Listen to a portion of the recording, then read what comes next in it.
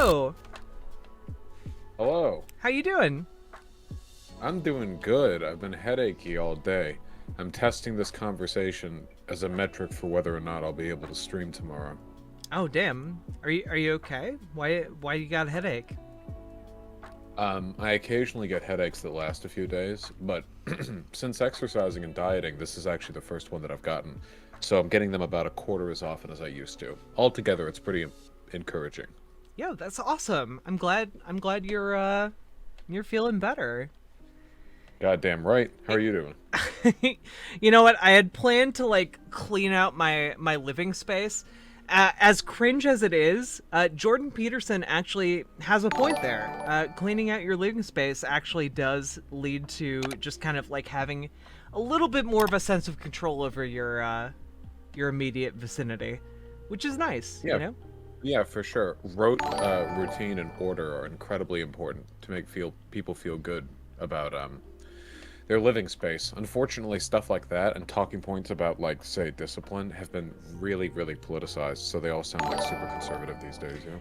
Yeah, like I don't know. I wish I could talk about that on my stream without sounding like a chud.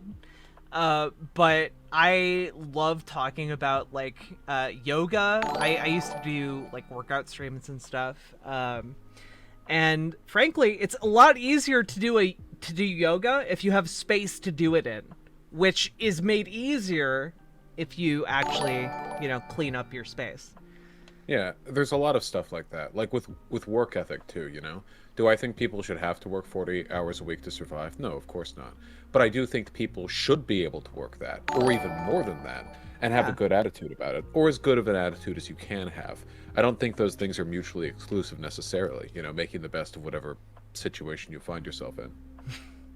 True. I agree. You know what I mean, right? Yeah. Yeah, no. That's- I totally understand. Like Like, of course there are limits for like everybody. Like if you are like having like a dog shit day, like yeah, obviously it might be really really hard for you to clean up your space, but like if you can manage it, if you can do that, it can enable you to do a lot of really other helpful things that like kind of stack and build on top of each other. yeah, for sure. It's about strength of character, really, and about discipline. Yeah. Discipline is freedom. It's the most true thing Jocko Willink ever said. Because the more disciplined you are, the more easily you're able to take care of that which you have to do. And the faster you get that done, the more time you have to do the things you want to do. When I'm feeling my most productive, I get all my emails and everything, all that crap, out of the way right at the beginning of the day, and then I have the rest of the day to do anything that I want. It's through inactivity that I trap myself with mounting obligations. See, for me, it's the opposite. I need to do some of my stuff at the beginning of the day. Otherwise, I tend to just keep putting it off. Like I need to, when I get up, I need to like do my workout. Otherwise, I'm just not gonna do it. And whatever routine works for you, that's the best routine for you. Yeah.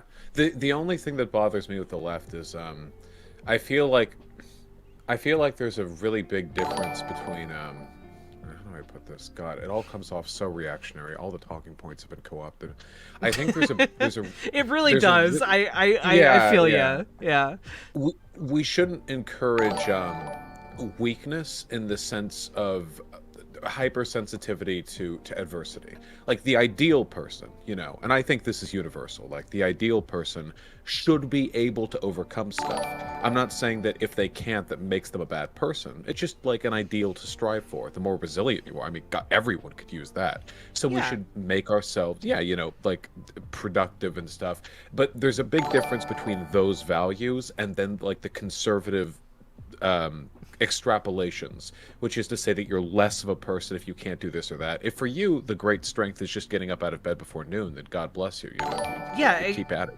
especially for like people who are neurodivergent, like people who struggle just to meet like the baseline minimum, like that can be really really hard. And I don't want to like judge people who are on that level, but like the more people we have who can like excel above the baseline, like the better, right? Like Yeah. Yeah, it could be anything. It could be the taking a walk in a day when you're feeling sad, or showering when you haven't in a while. We should always encourage that, because there's a very narrow line between being accepting of people who don't do those things and being encouraging of the excuses people tell themselves to not do it. And that's when, like, the, kindness can become enabling, and that, and it fall down that Yeah. circle. I see that Like sometimes. like I mean, if you're gonna listen to like a 3 hour long podcast or a 3 hour long debate anyway, like, you might as well like go out and walk around your local area, like walk in an area is relatively safe, and just like go and listen to that while you're doing another thing anyway. Like, it's gonna, like, this, I used to do this all the time before I transitioned, by the way. Like, I would go out like at like 9 o'clock at night, and I would just like walk until I got tired, and then I would head back to where I was living.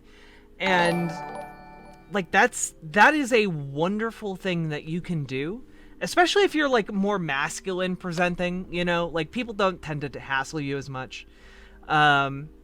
Oh yeah, no, that definitely makes a big difference when it comes to ease of access and just sort of casually gallivanting around. But Oh the yeah. concept is good. Walks are nice. A lot of people forget this. That's why we say touch grass, A lot of people online. There's God, it reminds me of, that meme about like anarchists on Twitter talking about how giving kids homework is an unjust hierarchy or something. So I just worry sometimes about systemic critique devolving into like complacency.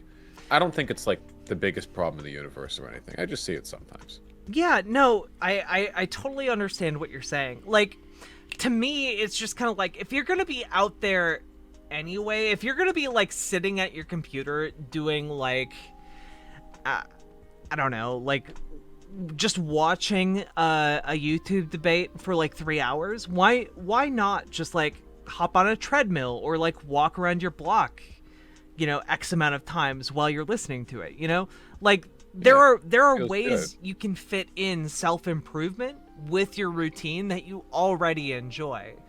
And it makes a really big difference. It might not feel like it when you start, but like over time it makes a huge difference. Small Yeah, steps towards greater improvement. yeah. A big moment of pride for me is I had a lower back injury for a long time. I still do, I guess.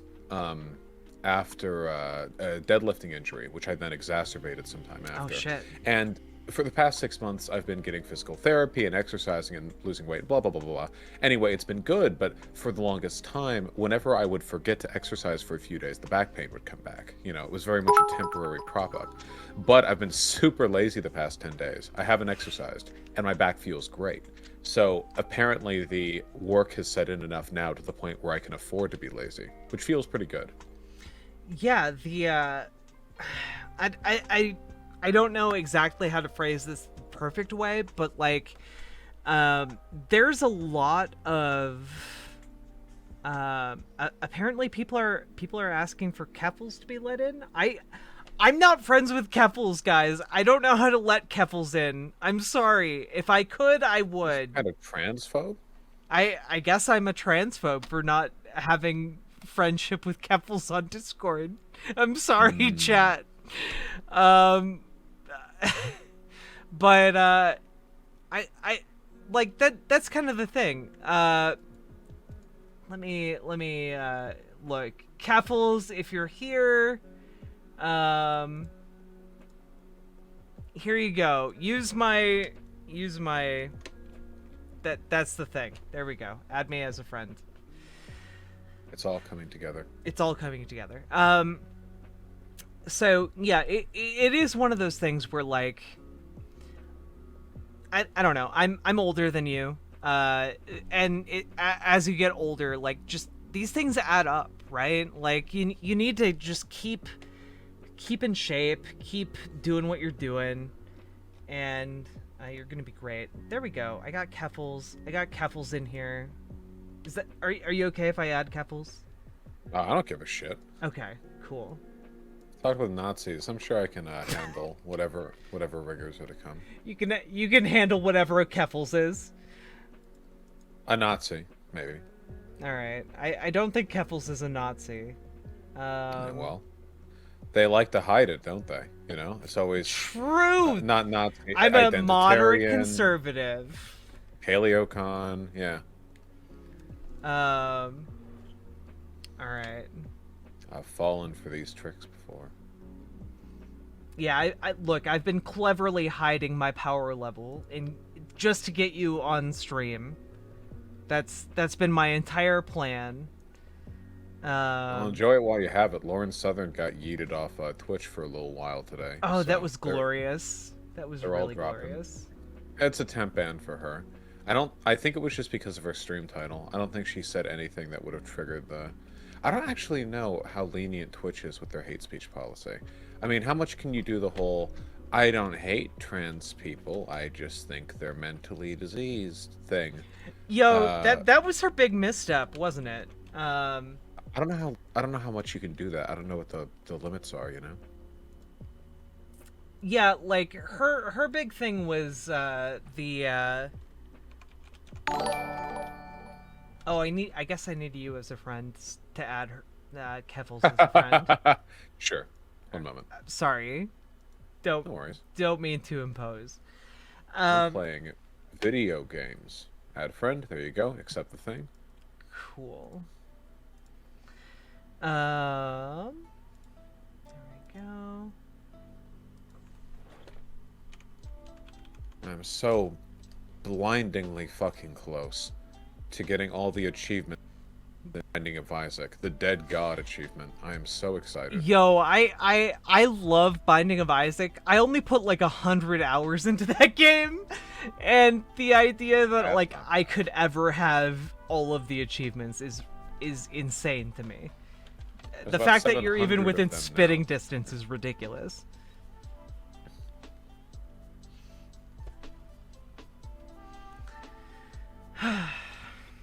Okay, chat, I added Keffels. You can stop being angry at me now. Oh, and they didn't join. All right. Well, this is awkward. Y'all Keffel in now. All right. Don't wait on my account. I'm fine. But Got one more unlock to do with Tainted Bethany.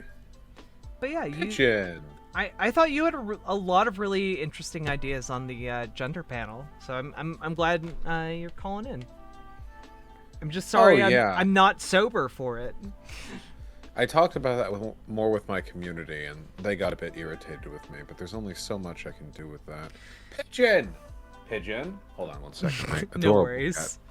cat. She Keffel. turns to look. Wait, Keffels is pooping. Okay, well, good to know. Pigeon. Pigeon. Hello, dipshit. Ooh. There we go. Very nice.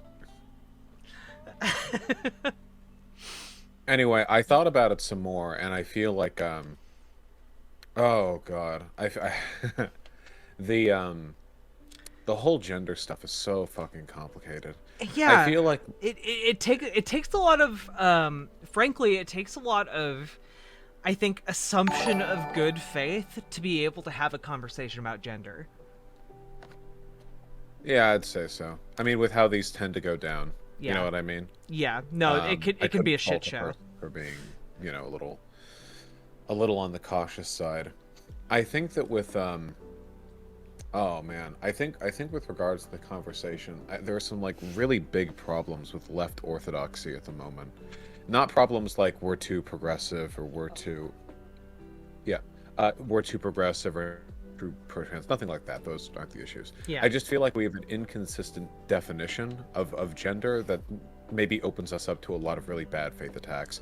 I thought about it with concerns to race too, right? So race is socially constructed, yeah? Yeah, absolutely. Yeah. Yeah, like I had a big conversation about this on stream the other day, and people got really mad. But like, yeah, no, race is 100% socially constructed. I would just argue that it's constructed differently than like gender is, right? Like different social constructs behave differently. Yeah. And we have certain expectations with these things, even when they're socially constructed. Hmm. Like even though being black is arbitrary and socially constructed, we know Obama is half white, half black, but everyone calls him black because, well, it has nothing to do with genes and everything to do with what we've expected to be true. Um, but there are still expectations associated with utility in knowing the term. Colorblind liberal anti-racism isn't liked by people on the left for good reason. It just doesn't really seem to fix any problems. Yeah. So I thought about that for a while, and I wonder, like, if you could apply the same sort of ubiquitous grant to self-entry for racial standards as one does now for gender, if a person started constructing new racial subgroups to describe themselves because they felt it gave them better identity and then got like angry when people didn't refer to them as such, are we adding utility to the world, or is this like a linguistic black hole that we're going to cause ourselves a lot of trouble trying to defend? Does that make any sense? Yeah, no, Yeah, I don't know. like I studied I studied English literature, so like part of my degree was based in linguistics, and like yeah, no, there is a kind of point at which language starts breaking down, and utility stops starts breaking down as well, right? Like and I think that the best way to go about this is by describing that, or at least very, very softly, I guess, for some people, because a lot of people need to be introduced to these ideas in a soft way, I guess. Um, Introducing the idea that people need to or at the very least people have these ideas that that they've always assumed to be true, that aren't necessarily set in stone the way they thought they were, right? Like race has nothing to do with skin color, right? Like race has been conceived of in vastly different ways throughout space and time, and we need to understand that in order to understand how it's conceived of now. And the same way, we need to understand that gender has been conceived of in different ways in the past as opposed to now, right? Like there are these massive gaps in how we think about these things that need to be addressed and kind of bridged in order for us to make sense of how things are now, right? Yeah, oh, 100%. Sorry, there was a pause there because I also have your stream open, and the desync between audio and video led me to believe you were still going to continue speaking. Yeah, no no, worries. Also, I've been drinking whiskey, so if I'm not 100% cogent, that's why. Yeah, what's the occasion, by the way? My dad and I had a conversation about gender, and yesterday he told me that I was a deviant who is hated by God. So, like today I'm just kind of like taking it easy, chill, I guess in the words of the sitcom show The Good Place, I'm taking it sleazy, In the debate world, what your father did would be considered a concession, so at Oh, least you can knock yeah, no, knock that one under your belt. my dad actually opened the conversation by saying he didn't want to have a debate with me. So, Oof. yeah, Sounds like that's my beta, power a little level. bit. Yeah. My power level is just obvious to even my dad, so That's good. It's not good. I am obviously sorry about that. I'm very happy to have been raised by accepting parents. Of course, I'm cis, so I don't know how they would have treated me if I was trans, but they seem at least conceptually supportive of my trans friends, so yeah, I'll have to assume they would. And this might be me digging a little bit too far. Do your parents know that like you're pan? Oh yeah, they know everything that I am and do. Oh, that's awesome. Yeah, there's no discord there. They're perfectly aware of and supportive, in spite of the ridiculous bullshit that I find myself up to on a daily basis. I'm I mean, quite happy about that. frankly, that's cool as hell. I like your parents are awesome. Oh, I'll let them know. Yeah. I think they I've told them that a few times because doing this all the time I see in my chat, terrible parent X, Y. I mean, you're talking about this in the way you are. Um, and I've told them about that. So I think they have, a general vague understanding that they're held in high regard. I'll be sure to let them know again. Yeah, get him a good present for like Father's or Mother's Day or something. Oh, I hate getting presents. I'll do my best. I hate getting presents too. Last time I went to GameStop, I bought my the Nibblings, the like several different games, so I had their birthdays covered. And for those who don't know, Nibblings is like the non-binary term for like nieces and nephews. And I hate that term. I think it's cute as fuck. All right, like I love using it, and I wish more people would use it. Well, you can't deny it. It sounds at the very least goofy. Oh no, it does indeed. It does absolutely. But then I just tell people it's been used since the 1950s, and people are like, "Oh, well, we did sock hops in the 1950s, so like that makes sense." Like I just can't imagine some 1950s businessman ever belting out a term like that. But I don't know. They were all calling each other weird shit that would be homoerotic today too, right? Like they were, absolutely. Like a stern dicking meant like a straight talking to. You know what I mean? Yeah, Stuff like that. Like every single World War II film or World War I film is like the most homoerotic film you've ever seen. That's great, dude. Brock. Every single death scene is like, I've always loved you, and like it's like everything except for kissing. In those scenes, and I don't know, it just shy of it. It just makes me, it just really reinforces to me that like dudes have always really wanted to kiss each other. Yeah, well, they were all dressed up to the nines back then, Oh yeah. Who do you think they were doing it for? The women? No. There were no women at the workplaces back then. No, the women were all left alone back at the factory making like tank treads or whatever. Yeah, getting cucked as their husbands made out with each other. You know how it was. Absolutely, yeah. No, they were hammering away like Rosie the Riveter, and maybe that translated into some workplace romance. Otherwise, their men were off at war, like romancing each other. It's not. Sorry, like, if you guys thought that World War I and World War II were super straight, I got some news for you, okay? Read those books again. We had to be gay. If we weren't, the Nazis would have won. It's true. It's true. Like, honestly, that's what I bring up on my channel all the time. I talk about how, like, the Weimar Republic was, like, one of the gayest places to live on the planet, and the reason conservatives today think about how straight the past used to be is because of Nazi propaganda, oh yeah, for sure. Like, what we everything we lost. It's funny how quickly things backslide, huh? The Weimar Republic to Nazi Germany in pretty short length of time. Yeah, I mean, honestly, that's one of the reasons I'm afraid for the United States.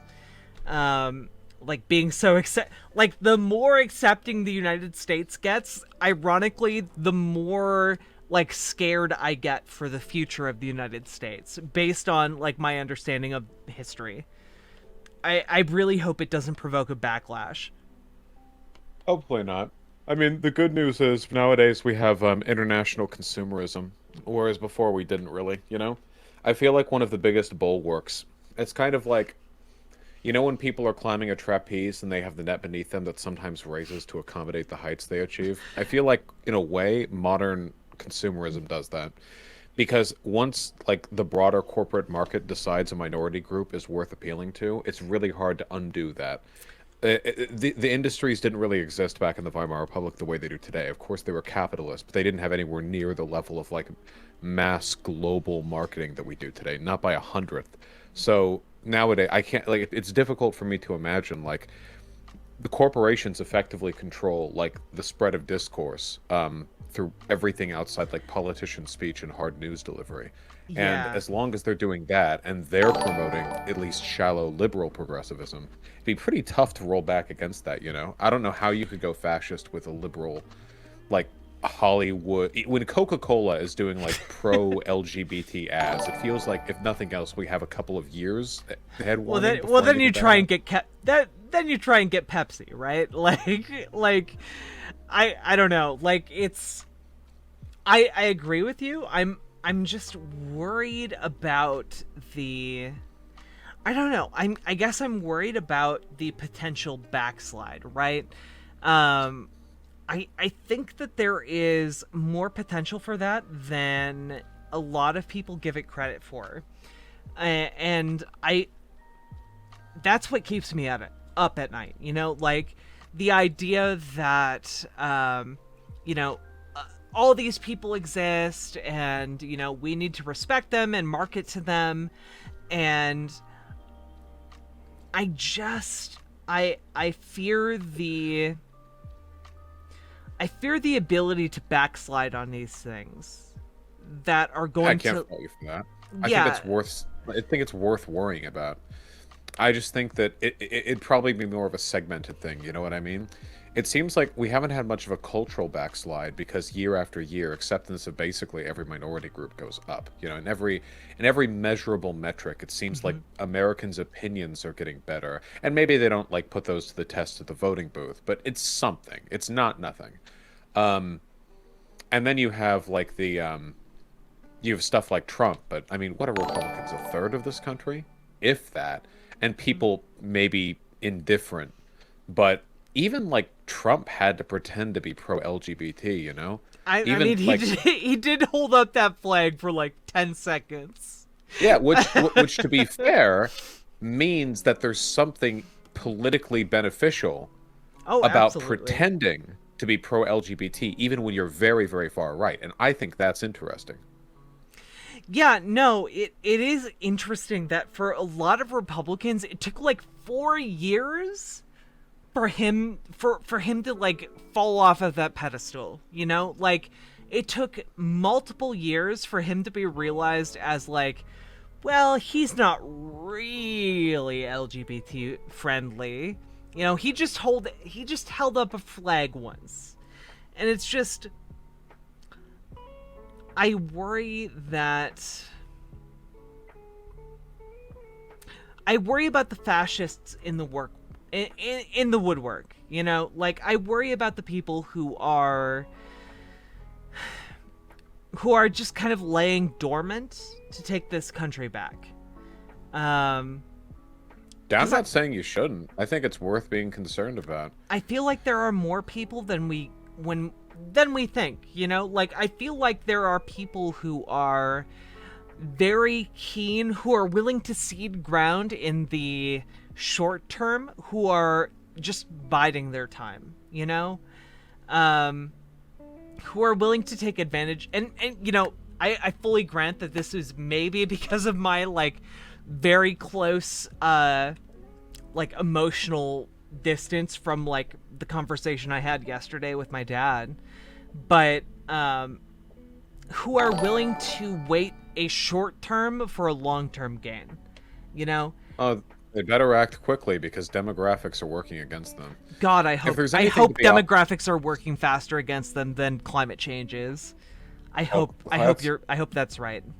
that's a whole own goddamn thing. I think Yeah. that sometimes our perspective is a little bit colored by our age, though. I know you're older than me, but both millennials, I assume. And I really think that with the exception of like, I guess maybe the Clinton, maybe with the exception maybe of like the Clinton to Obama era, that like chunk from the 1990s to the early 10s, Hmm. I feel like we just got a brief reprieve from a lot of the cultural symptoms that are really evident with like the Trumpers right now, you know?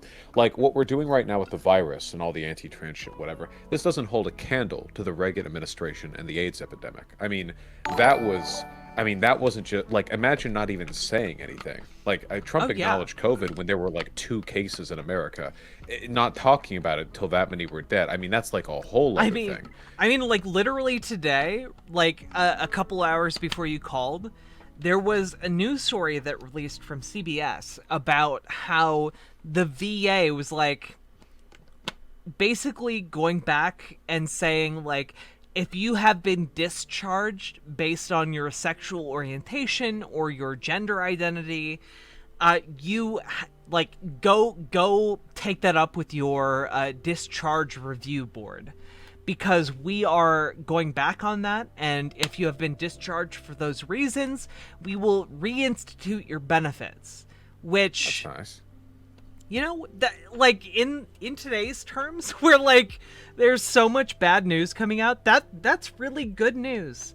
Like, Yeah, for sure. trans people are disproportionately part of the veteran community, because like a lot of people didn't see any way towards getting their hormone therapy or surgery that they needed other than through the military, right? Then they all got yeeted. And then they got yeeted. And so, like, under the Trump administration, for those of you who don't know, like, if you got kicked out of the military because you were trans, you did not have access to trans healthcare.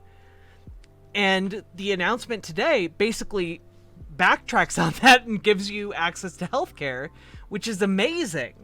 You know, that like that's a lifesaver for a lot of trans people. Though It goes like that with a lot of stuff too. I'm not trying, by the way, I'm not trying to paint over legitimate concerns that you hold or anything. Oh, yeah. These are just things that I No, try I to don't. tell myself. Yeah. It's a reminder perhaps of the relative privilege with which I exist in this era. You've also got I mean, Christ, you've got Klan rallies. Used to be a lot more open and a lot more common. The Klan right now is a joke. The Klan doesn't. The Klan. Yeah. There were no Klan rallies. If there was a Klan rally announced anywhere in the United States, it would be bombarded with The most prominent clan rallies are in like Red Dead Redemption 2. Let's be honest. Yeah, they would get annihilated. But they would have so many rocks pelting them, they would just turn into like a bag of broken mush inside of their white cape. There's no way. I mean, we have Charlottesville, but Charlottesville was a failure for the alt-right, bemoaned by the entire community they have as a failure. So in many ways, I think, and I know it's like a horrible, frustrating uphill battle, I think if anything, what we're seeing is the abandonment of civility from the right, which feels like a more open return to some of the worst political elements they adopted back in the 1960s through the 80s. I don't know if that means that much in terms of the general backslide of the population, though. It might just be galvanizing we don't do, because the Democrats have never taken advantage of the radicalism within their base the way the Republicans have. Yeah, no, I 100% agree. Like, the Republicans have basically abandoned any pretense at decency that they ever really held, right? Like, when we talk about the political base, there is this idea of the Democratic, like, far left, and that doesn't really exist in my experience. Like, if only. like again, the Democratic, like, far left is like the idea of what the left could be, rather than what the left actually is. And I wish we could reach what the left could be. That's like, literally, that's entirely my goal. Like, that's why I started my YouTube channel. To, like, talk to people about these things, to talk to people about what we could be, to talk about the how we could further leftist goals, and how we could get democracy into workplaces and decommodify the existing power structure. And, like, that's what I really, really want. And if I can convince, like, 5% of my viewer base to do that, I will be very, very happy. So hopefully this is a transitional moment for the left, because I feel like there were really only, like, two ways to go. There's like the doomer left, which is like the Jimmy Dore left, sorry. The Jimmy Dore, the Jimmy Dore left, yeah. Which is ineffectual and angry and just not worth putting your time into. And then there's like the actual left, which is capable of actual change, which is capable of recognizing what the left is failing to do right now and putting the energy and community in energy necessary into getting those things done. And of course, there's also like the third way, you know, the third way being like the traditional Democrat way, which doesn't really accomplish all that much and really throws people into just kind of this sea of chaos without really any ability to counteract. I think I agree. I mean, what we really need to do is focus a little bit on the politics of imagination. That's the nice thing about the right. They don't let reality get in the way of their political plans. Absolutely. They can just say whatever they want, any old idea they have in their minds, and not only will they believe it's possible, they'll push for it. Sometimes they actually get it done. Banning trans people from the military. I mean, God almighty, everyone knew it was legally possible, you know. But nobody thought it was really going to happen. Then he just did it. There's lots of stuff that he did. Yeah. Illegally moving troops to the border during the midterms to counter the big caravan that never happened. There were so many things that he could do simply because he blinked and reality shuddered out of existence when his eyes were closed.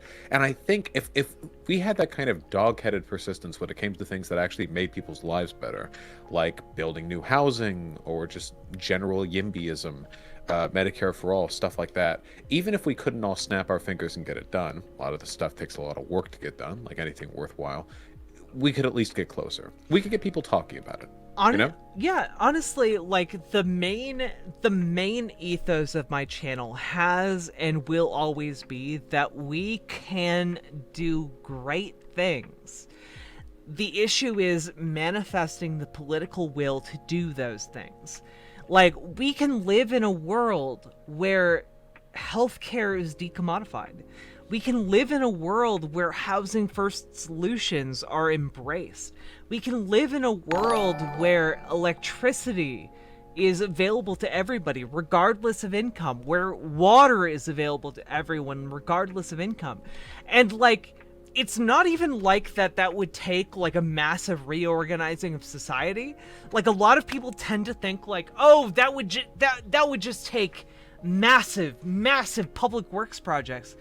No, it really wouldn't.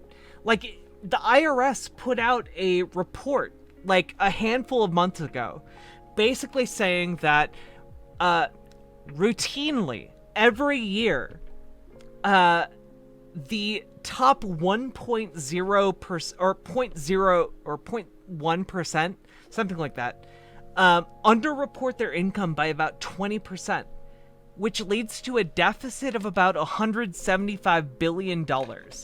With $175 billion under the current tax policy, if you actually enforced it, we would be able to, like, basically end hunger, end homelessness. We would be able to end pretty much every single major, like, basic lacking in the United States. And we just choose not to. The real long-term benefit, too, is the fact that oftentimes these costs are fractionalized by the benefits that you get from investing in parallel projects. Mm-hmm. One of the reasons why Medicare for all, or healthcare in general, would be so expensive is because we're all so fucking unhealthy. A lot of that is a product of the way our cities are built, where we drive everywhere all the time, and where we have very little regulation concerning the ability for food companies to put whatever the shit they want into chemicals that are by design addictive, you know? When you get right down to it, the functional differences between, like, allowing cigarettes to be, you know, marketed to children and allowing other highly addictive and destructive chemicals that they just put into food to be marketed. I mean, there are good arguments you could make against maybe, toning that down a bit. Yeah. You get stuff like that done. You work all these projects together in parallel. More and more people are getting medical care early on because it's affordable from the get-go, and you get preventative care rather than like post care. And then, wow, all of a sudden, all this stuff is way more affordable than it would have been before. It's actually kind of really doable now. And honestly, that applies to almost every basic need in society, right? Like, it's hard to gather wealth. It's hard to like basically make wealth your own if you don't have a stable place to live. It's hard to have a stable identity if you aren't even able to like get healthcare, because then you're basically just like moving on to like basic government welfare programs every like year or so, and like you're trying to keep things together, but you can't because the systems aren't made to work all together. And it's just like, if we had a Medicare for All style program, everyone would be able to get health care at less of a cost than what we get currently, right? If we had housing first solutions, we'd be able to get everybody a house or at least a home at basic cost that would be able to ensure that everyone is able to consolidate wealth that they were able to generate through their own labor, and that would be something that is beneficial.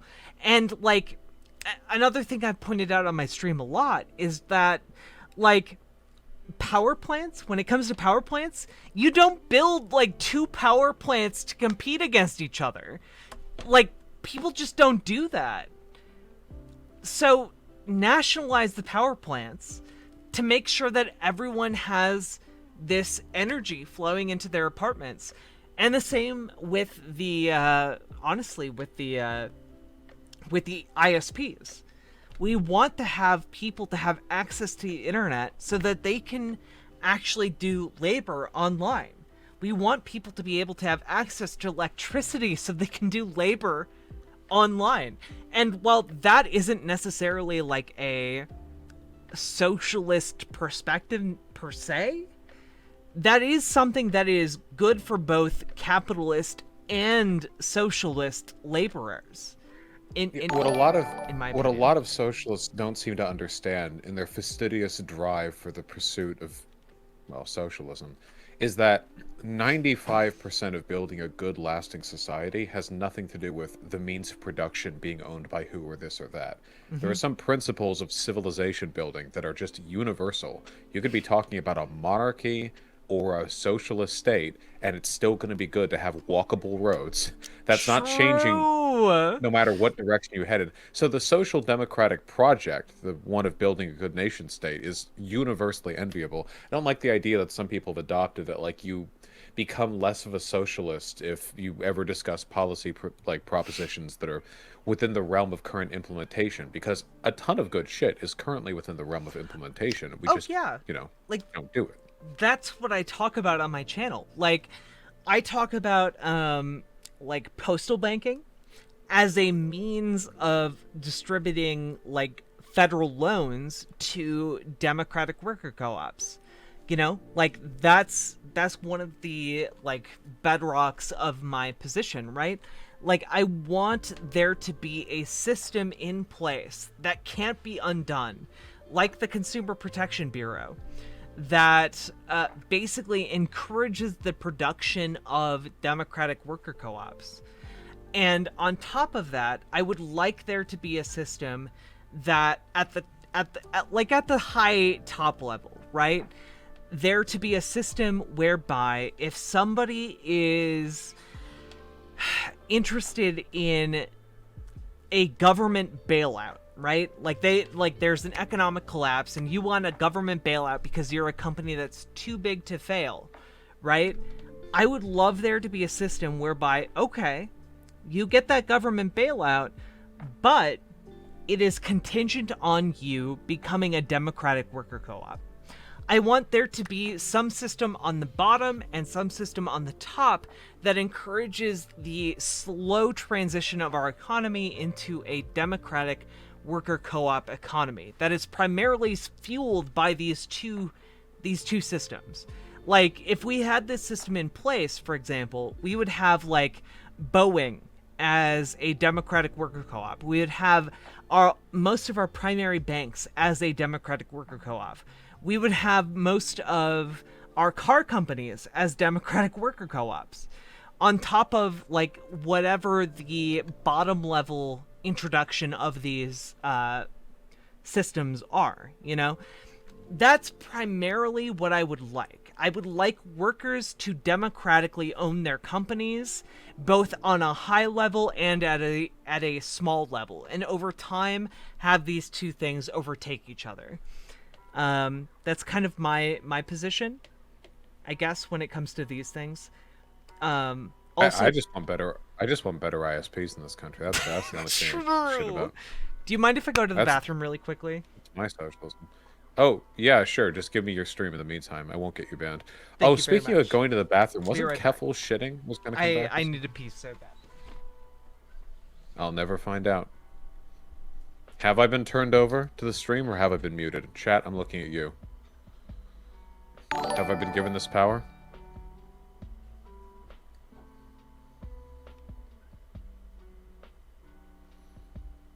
You're not muted, you can in fact say it? Yeah. Oh, the temptation. Could do it, the power in my hands. You think I wouldn't? I wouldn't. How you doing? How you doing, guys? Or girls, and yeah. I just won the Isaac run, in case you were wondering what I'm up to.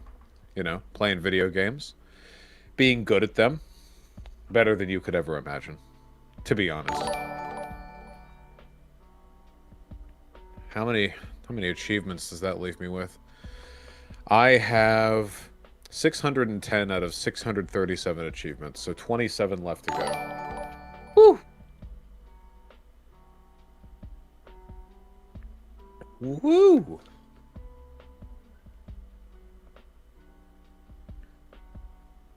Well, Perrin, I don't know what you're trying to get from me, but you're not going to get it, okay? Do you know about the Isaac creators being super cringe? How so?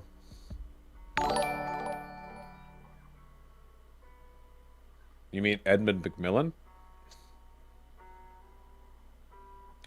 Keffel's been drinking, so they're not coming. What is it with you people and drinking? It's Monday. What's the fucking occasion? I guess I already asked that.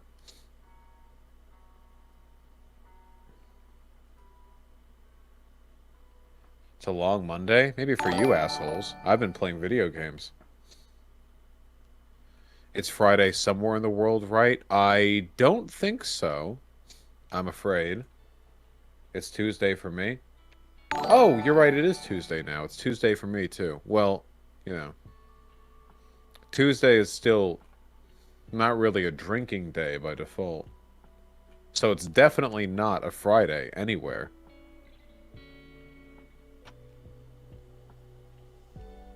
Oh god, give me a good Tainted Eden start. Ooh, Flight. That's pretty good.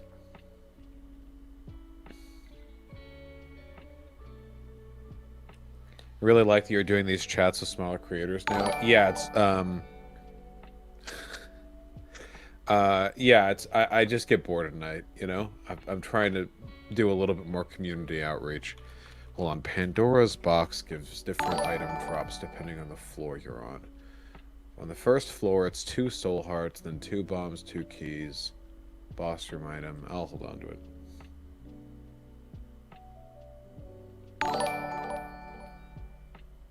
Without DM's takes and Vosh's not. I haven't seen Demon Mama's response or whatever. She can like come on sometime. I want to like respond on stream and prompt that infinite recursive back and forth cycle that I despise so much. How'd you feel the first time you beat Hades? Pretty good, but it wasn't that hard the first time. The real difficulty was doing it at like Heat 16. I have 100% achievements in that game too.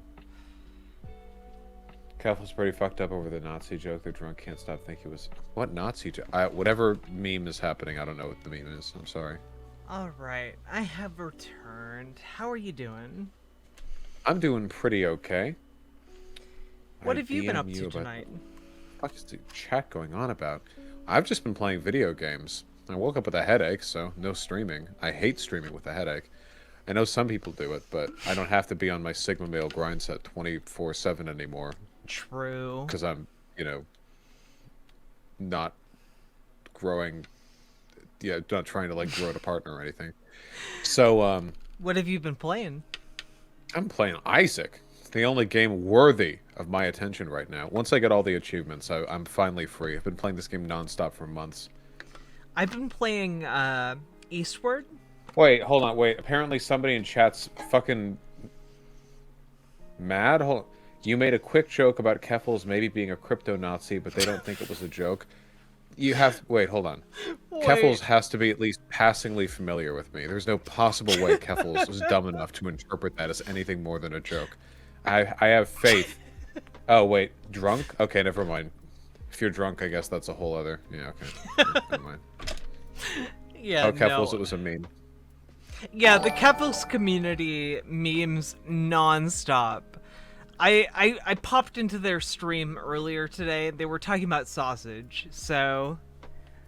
I've been known to talk about that myself. Yeah. I'm so goddamn close to getting the 100% achievements that I can finally fucking play another video game. There are so many goddamn games that I want to play. Jesus Christ. You should try Eastward.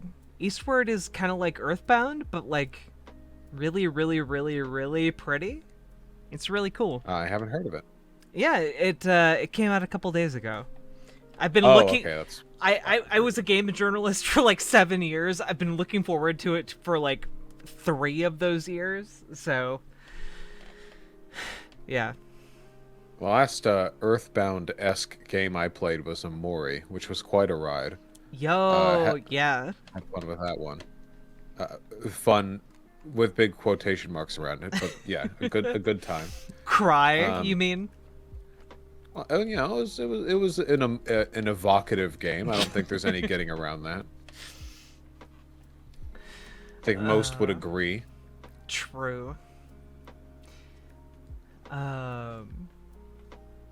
Okay, what were we talking about? I'm sorry, I totally lost the stream topic due to peeing. I don't know. I'm relying on chat to remind me what we were talking about.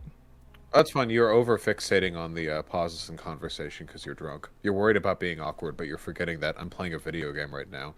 There could be 30 seconds of dead silence between you and I, and it wouldn't affect my mental state in the slightest. There's nothing to worry about.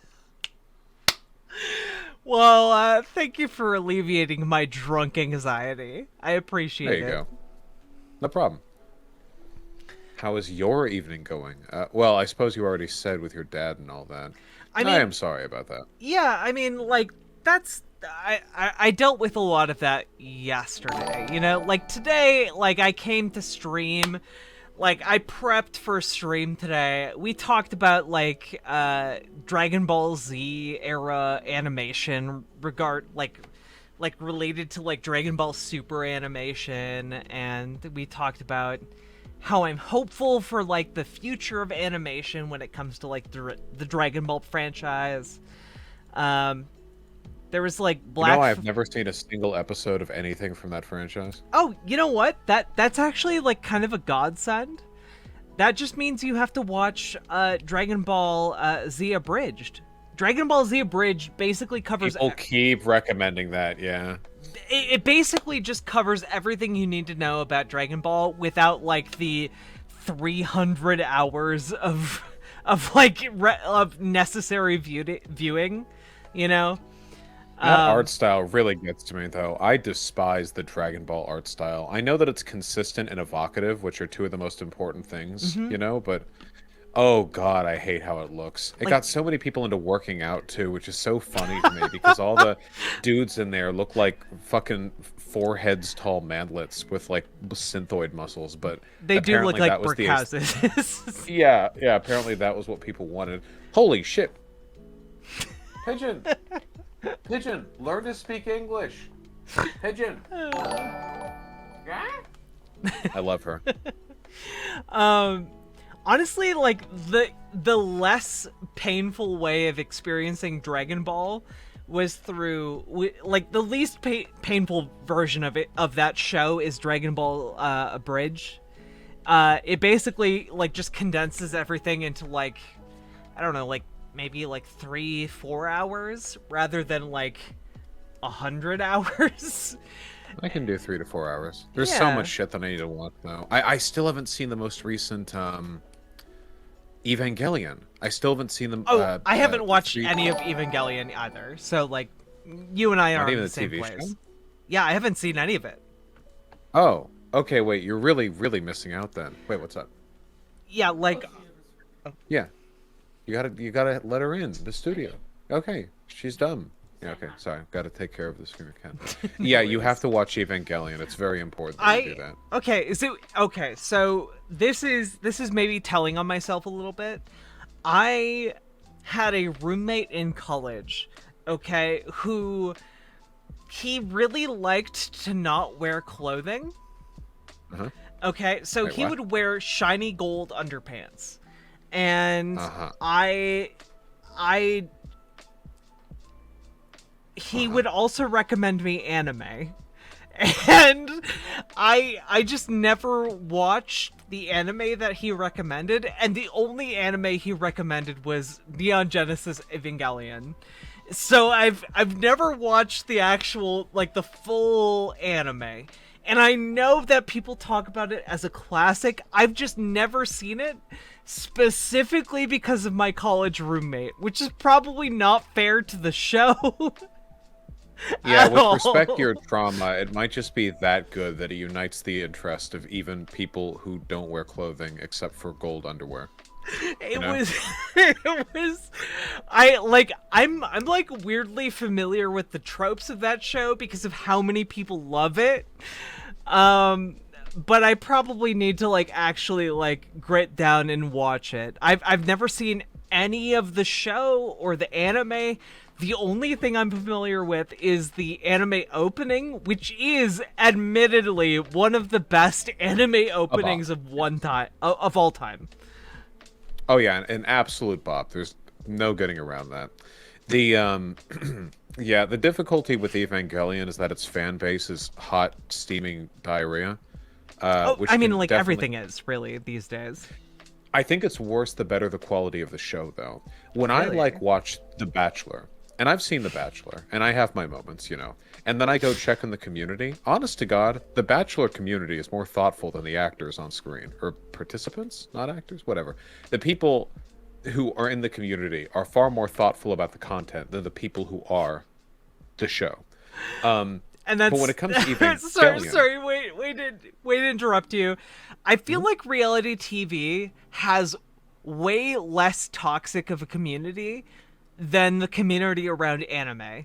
Like, I've been watching anime for absolutely. a long time. You go into the comment section of any anime episode, they'll be like, yo, that character who's 14 was super hot. It's just like, what are you talking way about? more pedophiles in the anime community. Absolutely. Yeah. The thing that gets me is that in terms of the quality of the discourse that I expect, when I'm watching The Bachelor, I don't need to go and look at the community later and see deep, intensive theme like write-up analyses. But Evangelion is really, really, really good. And then I look at the community and what is it full of? It's full of pedophiles comparing how attractive two different 14-year-olds in skin-tight suits are. Like this, to me, this is enormously more disappointing. Even if the community for Evangelion was better, the absolute contrast between the quality of the show and the community is heartbreaking every time I look at it. So if you can, grit your teeth and ignore all of that, I think that Evangelion is incredibly worth watching. Honestly, that has been the single most, like, the single biggest roadblock between me and watching Evangelion was, like, looking at the community reactions to Evangelion. Like, like I'm an adult. I'm 30 years old. Like I like anime that reflects like an adult experience, and it is really difficult to get into an anime that is about like teenagers when like half of the community is talking about how fuckable like a 13 or 14 or 15 or 16-year-old is, you know? Like Yeah. I don't want sorry, I'm not into that. I'm like there's a reason why like one of my favorite animes is I forget what the name of it is right off the top of my head, but it's about like Love is Hard for an Otaku. That's one of my favorite anime series, and it's just about like, you know, like a 30-something anime nerd lady who's like trying to seduce a 30-something anime nerd guy in like an office space, and it's just, you know, I guess where I started getting interested in anime is different from where I am now, I guess, and that can be hard for some people to recognize, I guess. You know, the first anime I ever watched was Fooly Cooly, which is still my favorite, which is Ooh. again a show with a stark and despair-inducing contrast between the quality of the actual show and the quality of the people who also unfortunately like the show. So I've never seen the Fooly Cooly fandom. I don't that's want to know good. what that looks like. I genuinely don't want to know what that looks like. It's pretty small these days.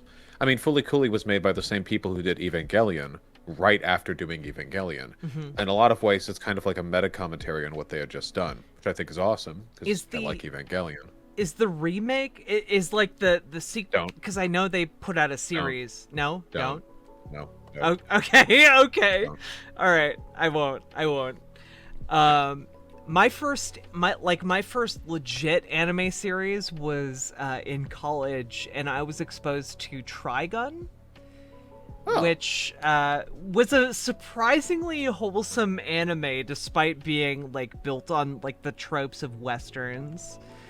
I yeah, I remember, liked I Dragon a remember lot. Yeah. crying when Wolfgang, was that his name? That whole arc went Uh, down. yes. You know, I was in that. Wolfwood, yeah.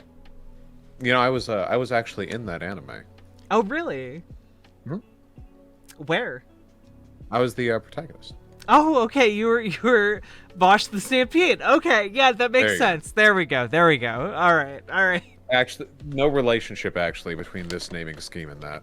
Um, but yeah, I did like it. I actually watched Trigun after, significantly after starting this YouTube channel, only because people kept making the damn reference. I enjoyed it. I thought it had a lot of wasted potential. There's some 90s jank in there, you know Oh what I yeah, mean? absolutely, absolutely. Not the charming kind, but like the, oh god, you know, like it got held back a little bit through it kind. But that's okay. Stuff happens. Yeah, there, oh man, so much anime has felt that way to me. I like, not to make this like entirely like anime based, but like, have you ever seen the show The Irresponsible Captain Tyler?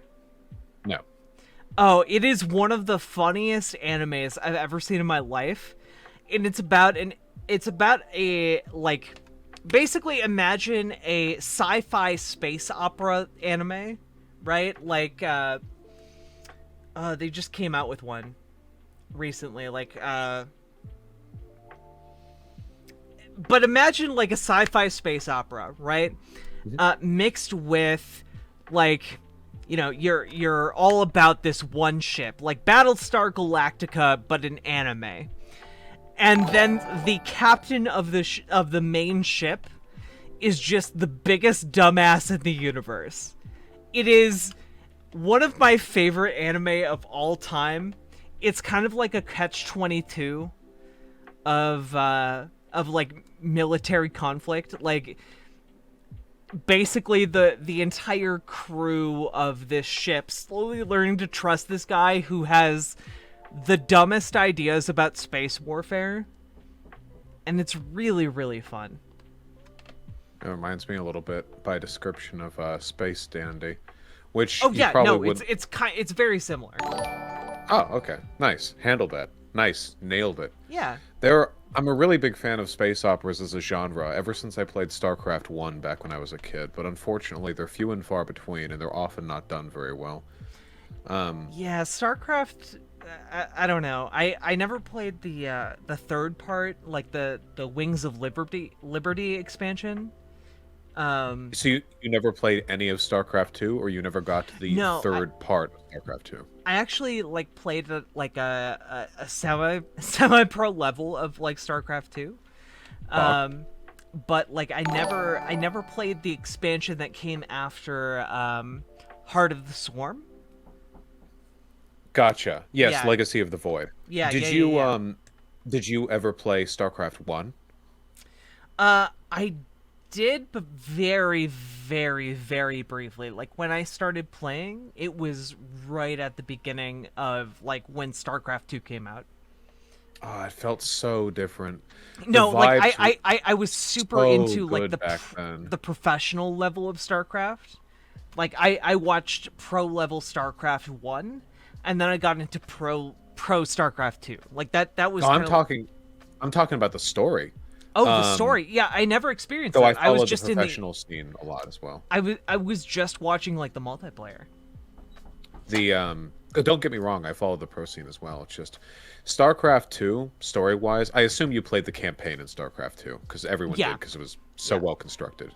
Um, it's all, individuals and, Jim Raynor getting drunk while Sweet Home Alabama plays and all that shit. Mhm. But the man, the story for StarCraft 1 was so fucking inspirational to me as a kid. I really, really, really like space operas because there's Mhm. something so inherently sad and tragic and, well, I guess operatic about like following these larger than life characters through the speeches they give before and after like battles that will be written in history textbooks printed for thousands of years afterwards, Mhm. and you can just sort of imagine the scale of it all.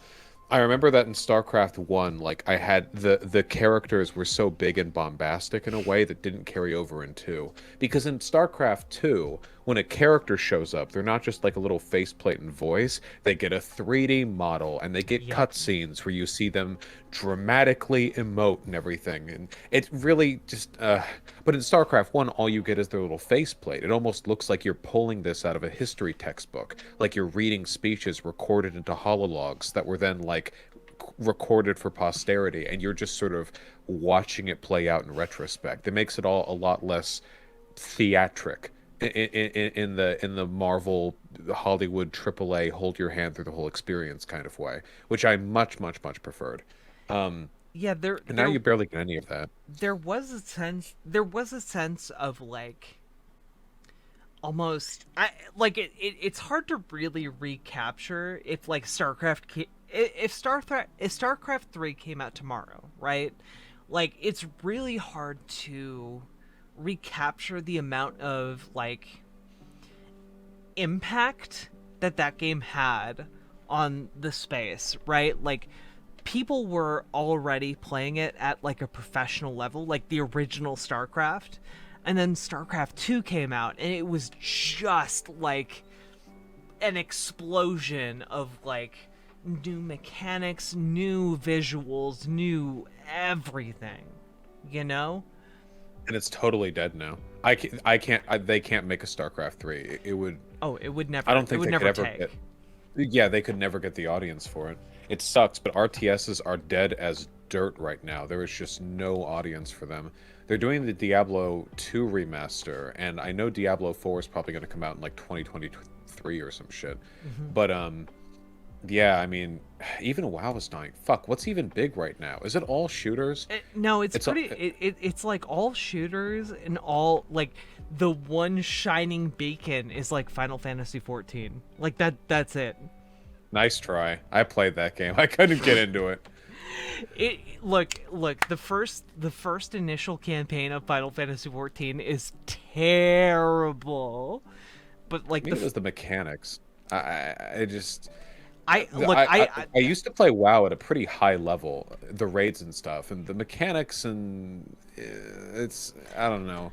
It all felt so rote. I spent 20 hours playing the game. I was at max level with a warrior, you know, the Hmm. warrior profession, and I still had a 4-button rotation. Like, what is that about, you know? The like Final Fantasy 14, like it's not like the, especially if you're talking about like the initial like arc, like like level 1 to 40, like sucks. It sucks. But Heaven's Word content is actually pretty interesting and fun. And then the next expansion also sucks, and then the like dark, whatever the expansion after that is good. I don't see race. Well, I might check it out again sometime in the future. I can't make any promises. I had to stop playing WoW, totally, by the way, out of conscientious objection to the horrible working conditions of Blizzard, and not because I got bored of it. 100%. Not. Yeah, I agree. As someone who only got who got bored of World of Warcraft after level 8, I agree. I agree. 1 second, I'll be Yeah, right we're back. very moral humans, us. Oh, anyone who's here from my Discord knows right now that I'm making an active effort to not bring up Warhammer 40k, and I want you all to know that I'm doing very well so far. Okay? I want my efforts to be recognized and celebrated. Like, speaking of space operas, you know?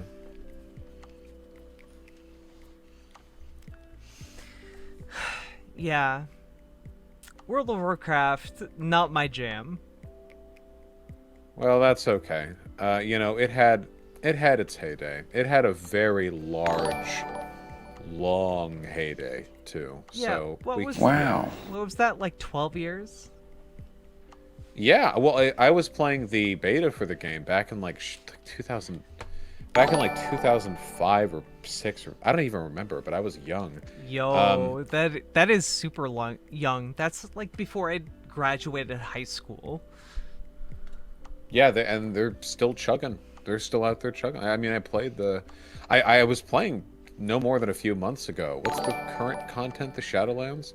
It's fine, I guess. It's just you can only do this stuff for so long before your head caves inside out. Yeah, I mean, I've never been a big MMO person, so I've never like even like Final Fantasy 14 is You like got a raid. I did. Thank you, Mafia Jinx. Oh wow, that is a lot of people. Wait, wow. Thank you so much, Mafia Jinx, for the raid. My name is Riverboatjack. I'm a socialist. I talk about decommodification and democracy in the workplace. Those are the things I care about. And I also am a video game journalist. And I also am making a tabletop RPG. And I do a lot of different things. So please hit the follow button, I guess, if you want. I don't know. I'm not your mom, but I could be your mommy. Um, I'm Vosh. I'm not a racist. yeah, look, I spend half my stream time telling my stream that you're not a racist, Vosh.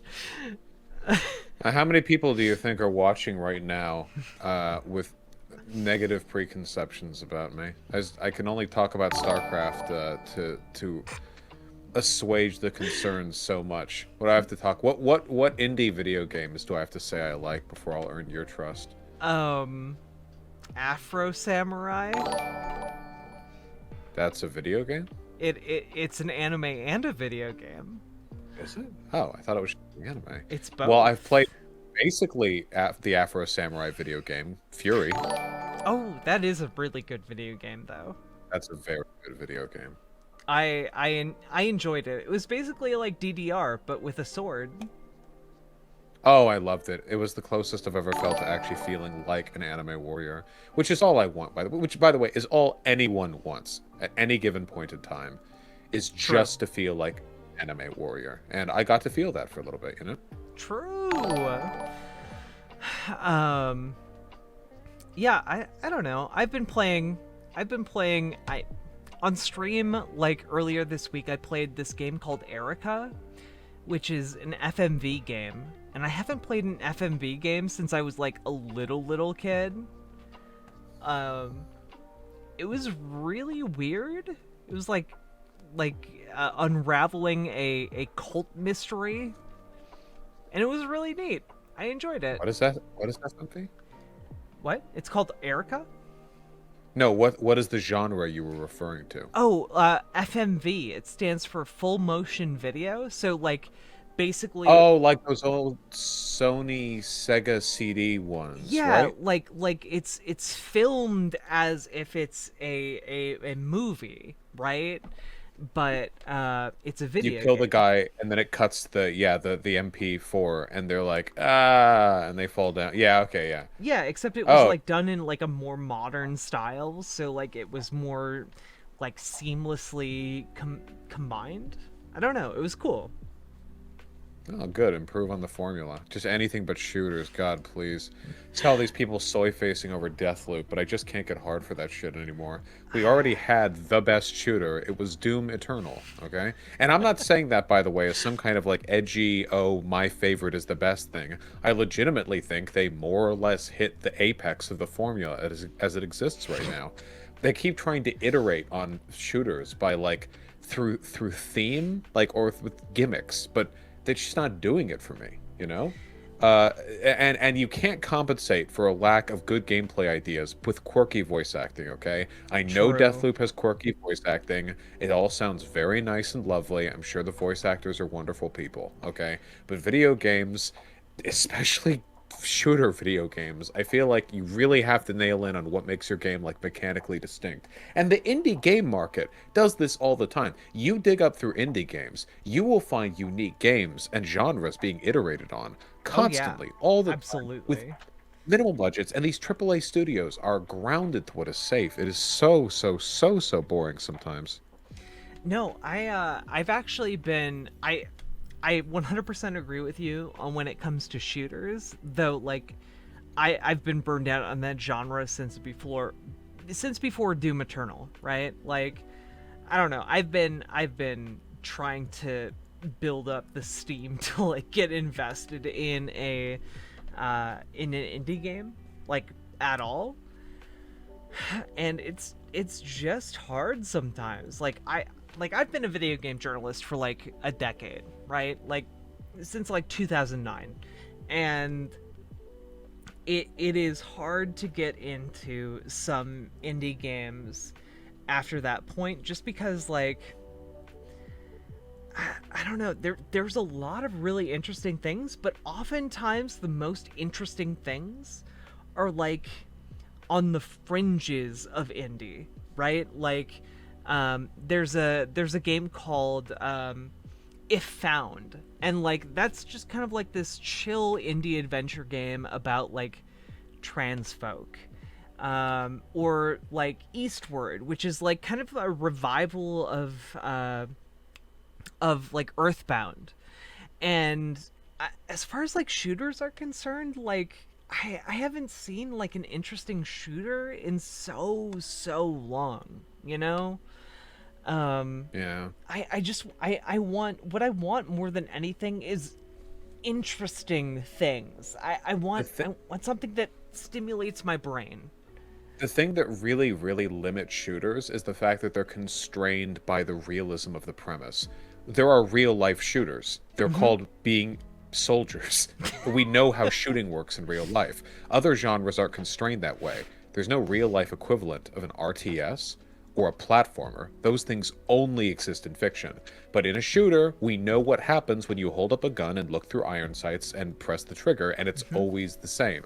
Which means that I think that it's more difficult to iterate on the concept because we have such strong preconceptions about what a game should be when it's a shooter. When I think of an RTS or a strategy game, I don't really have like a default idea for what that looks like. But whenever I think of the default shooter, I can see 1,000 games overlaid on top of each other with the rifle being lifted up to look through iron sights. because that's how it works in real life. Of course, that would be the default, but you have to Yeah. try so much harder to move past that. Doom did it in a trillion ways. Dusk did it, I think, by embracing the unrealism of the past, which is also one of my favorite shooters, and just refining that to its absolute peak. But even that's defined by limitation, because the only reason Dusk was able to do that was because they had another preset archetype of a shooter to fall back on, Hmm. the nostalgia that it had for the past. If it wasn't for shooters in the past being unrealistic in the way they were, would they have just dolled up realistic 1990s era shooters? I don't know. It just feels like a really tough space to move in. Yeah, like when it Hope I don't comes sound to pretentious. no. When it comes to shooters, I genuinely don't know like how you proceed, right? Like it seems like a genre that is essentially encased and doesn't have all that more room to grow, right? Because like when you talk about shooters, like that's the thing you do. You shoot. When we're talking about other types of indie games, there's more room to grow. Like when you're talking about like management sims, you can talk about like I don't know, Papers, Please, or like there's like the new meme genre, which is like running a gas station or whatever. Right, Um, right, yeah, yeah. and People love because they can make fan art of the characters and it's easy to write quirky dialogue. Yeah. yeah, and it's just like I don't know. There are interesting ways you can explore that, right? Like I recently played a short hike, and a short hike Love that game. it made me cry. Like, and I was not expecting that. I was just like, sure, chat, I'll play a short hike. And then like by the end of the stream, I was just bawling like a baby. Like an hour later, like, and there's so much room to grow outside of that because the indie genre doesn't have like a specific mechanic it's built around the same way the shooter genre does, which is shooting, like um and You know what I've always wanted to see? yeah. Sorry, wait, I'm sorry. I just completely interrupted you. No, I go. didn't mean to. No, no, no, go for it. Okay. With regards to shooters, one thing that I've really wanted to see, this could be, I guess, first or third person. It doesn't really matter that much to me. Shooter in general. I've always wanted to see a really, really strong kinetic shooter that focused a lot on heavy, unrealistic acrobatics and kinetic gameplay. The idea that you would have like very varied enemies Hmm. and you could like vault and backflip and jump 20 feet in the air and slow-mo and aim at like specific targets on their body and stuff, but all done with a really tremendous weight. The closest that I've felt to this in a long time, and I guess what I'm describing doesn't sound that unique or anything, but there's an image to it that I have in my head. The closest that I've felt to it in a long time was actually you're the redhead girl in the future past. Uh The Control, robot dinosaurs. Uh, Dino Crisis. no, the other robot dinosaurs. You're the redhead girl. You shoot bows. Uh, chat. Horizon Zero Dawn. Thank Oh, you. there we go. There we go. Horizon Zero Dawn had a pretty big focus on like pinpoint gameplay, which I liked. I mean, it was actually really hard to hit the robots often. Like their little weak points were really small and you had to Hmm. choose the right ammo type, and I like that. The problem with the game is that you're a slow plodding fucking meatbag. I mean, Yeah. you're acrobatic for a human, but like this game is screaming for high acrobatics. The most you can do is do a little dodge roll. No hate to the lady or whatever, Yeah. she's doing great. Damn near invincible by human standards, but the there's some game like that where you could vault and just really make a mockery of the enemies beneath you. It's something that I'd like to see in a 40K setting because I feel like the bombacity of the fight setting would sort of work really well with the over the top, larger than life combat that you'd be doing. You know what I mean? Yeah, I feel like there haven't been a lot of video games that really encapsulate like the 40K setting specifically, like the scale necessary for that game. I really Um liked Battlefield Gothic Armada. Those games fucking slapped. Speaking of space operas, holy shit. Yeah. I guess like when you talk about that, like I'm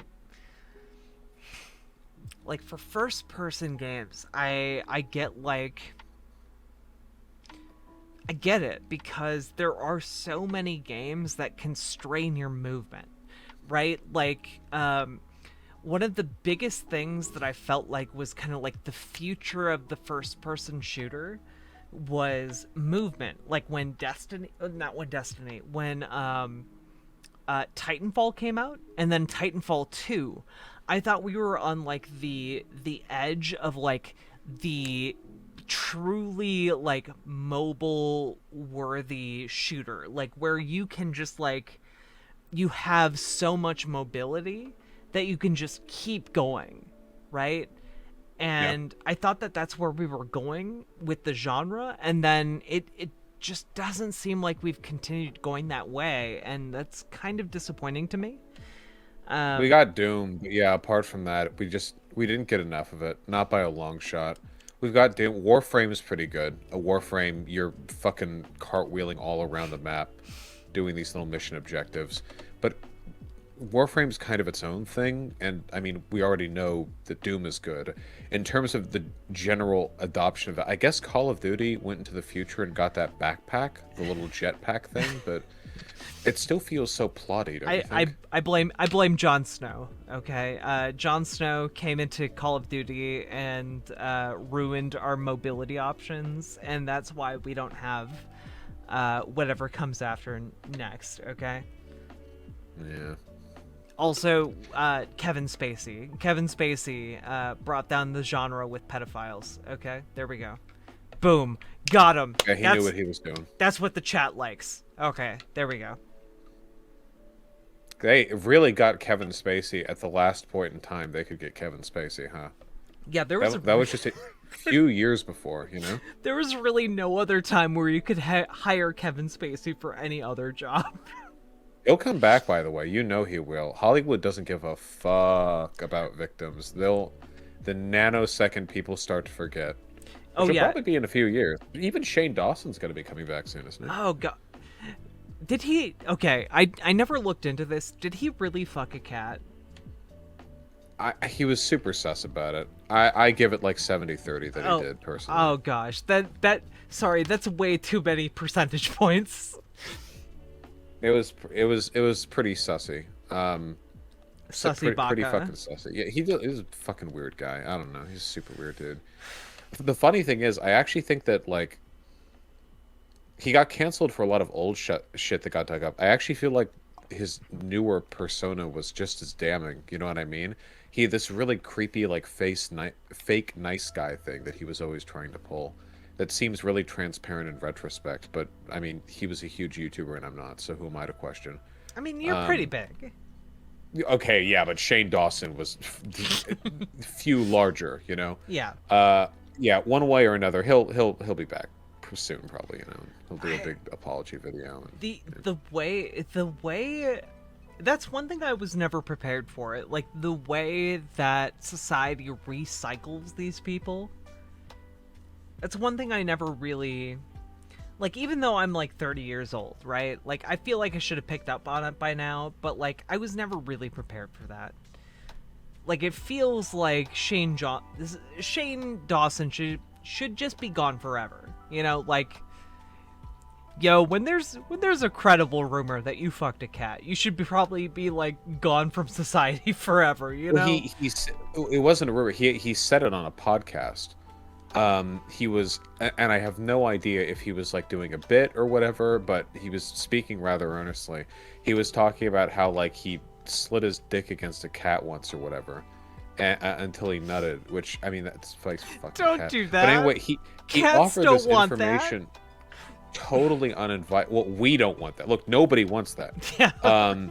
He offered this information like completely apropos, and everyone in the call was like horrified when he was saying it. They were like, "What the fuck are you talking about?" But he kept talking, you know.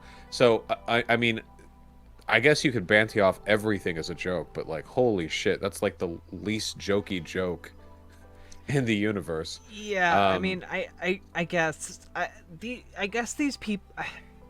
There is a certain level where like these people just offer information about themselves that like I would never like suspect from like anybody, right? Like Lauren Southern going live the other day with like the head, like you're trying to revitalize your career. I get it. But revitalizing your career with like arguing that transgenderism is a mental illness. You know, like yo, no wonder you got banned. Are you surprised? Are you it is like surprised the at this? standard Republican position on trans people, though, isn't it? Oh no, it I feel. 100% is. I just thought that she was trying to like revitalize her career on Twitch. Like, Well, it was a temp ban. I mean, she'll be back, but yeah, it's definitely not the best optics move, I guess, to put that in your title. Um, I'm still offended, man. I got permaban the first time. For me, it took me a fucking year and a half to get rid of that. And she and gets a temp ban for that and shit. What the fuck? and what did you get banned for? Did you just get banned for like saying like I don't know, support Palestine? Oh, I didn't. That's, had I only phrased it that way, I might have lived to see the light of day. No, it was it was we were I was reading this article from an Israeli fascist, like Oh dear. fascist. Oh I mean, they were dear. talking about, the we shall pave our streets with the bones of the Palestinian people. Their blood will be used to grease the axles of our shit like that. I mean, not Yeah. really like that, but it might as well have been. It Yeah. was very, very, very militaristic. And anyway, I started talking in great detail and at length about the preferences I might have had for where our bombs should go, and cancel culture runs amok, etc., etc. And I catch me a permaban. Damn. Um, Damn, they got you. you know how these things go. Yeah, the But Twitch I'm police. reformed now, of course. Yeah, I'm reformed now, so nothing to worry about. Of I'm course. here now. We're Yeah. all good. Yeah, Yeah. No, yeah. of course I disavow. you have no problem with how Israel manages the Gaza Strip now, of course. No, I'm completely fine. I've seen the light. I've had my come to Jesus moment. And honest to God, I don't think they're doing anything wrong over there. Thank you, Twitch. Um, Uh, Fuck all of you at Twitch for that. it's my language was definitely pretty spicy. There's no getting around that. Just man, the perma. It's mostly that Twitch has like no support system. I didn't even know why I was banned for a while. Like I didn't even like. They don't fucking tell you sometimes, you know? Yeah, no, like I don't know. I put in my application for Twitch partner like a month ago. I haven't heard anything back. Like maybe they'll accept me, maybe they won't. I don't know. We'll see. I'm not that fussed about it. Well, I hope it works out. The longer you stream tonight, the better those odds are going to be, True. considering the elevated numbers. True. Thank you very much. I appreciate it. Yeah, well, I mean, I'm not streaming right now. It's not on me. That's on your fine people. Um, Did you and who was the person who rated? that would be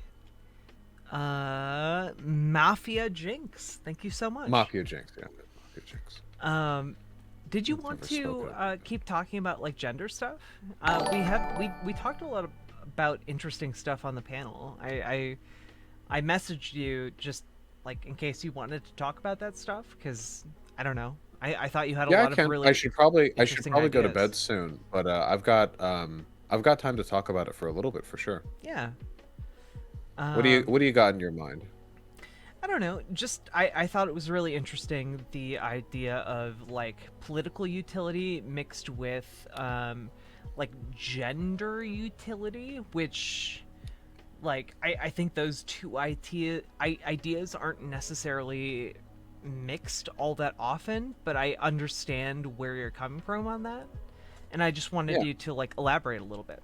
You know. So I guess this is like my fear, right? I talked about it on stream. I vary with how much I get canceled for it, but so right now, I'm just to be clear, I'm not gonna cancel you for it. I I think know, you I know. had some good I think you had good points, and I just wanted to talk about it more. I am only jokingly defensive. My concern with some of the dogma that we have in the left, and I say it's dogma not because it's wrong, but because it's unexamined, um, is that self-IDing for gender is something that we've all agreed is pretty cool and based, and I totally agree with that. But there are a lot of people on the left who kind of go by like the xenogender stuff, you know? And just to be clear, I don't think any of this is harmful. Nobody's getting hurt. I'll respect people's Hmm. pronouns. This is not an invalidity thing. It's more of a broader political strategy thing. Yeah. With the xenogender stuff, you know, you can go on gender.wiki or whatever, LGBTQ wiki, and find hundreds of genders that people have made up to mean this, that, or the other. I don't think any word is more legitimate a word than other words, but we make words in service of something, you know, how much benefit we get from these things. Hmm. And the concern that I have is that a lot of these genders essentially just describe identity. I mean, I made a joke about this on the panel, but there is literally a gamer gender. And there's not technically anything more absurd about gamer gender than like star gender. Hmm. Both of them just describe a sort of fixation or interest in something. And people spend a lot of time playing video games. So, I mean, video game gender, I don't know. Maybe you could make a strong argument for that. My concern is that if we if what we're essentially doing is we're taking identities or character traits and we're turning them into gender identities, Hmm. and then we're saying that disrespecting those gender identities is tantamount to transphobia, which it would be based on our understanding of transphobia. What we're essentially doing is creating a catch-all system where anyone can defend the existence of any identity through labeling their opponents transphobic if they don't adhere to certain requirements of respect. So Yeah. this sounds really dumb, for example, and it sounds like a totally stupid bad faith 4chan argument. Hmm. But think about it like from the premises that are laid out.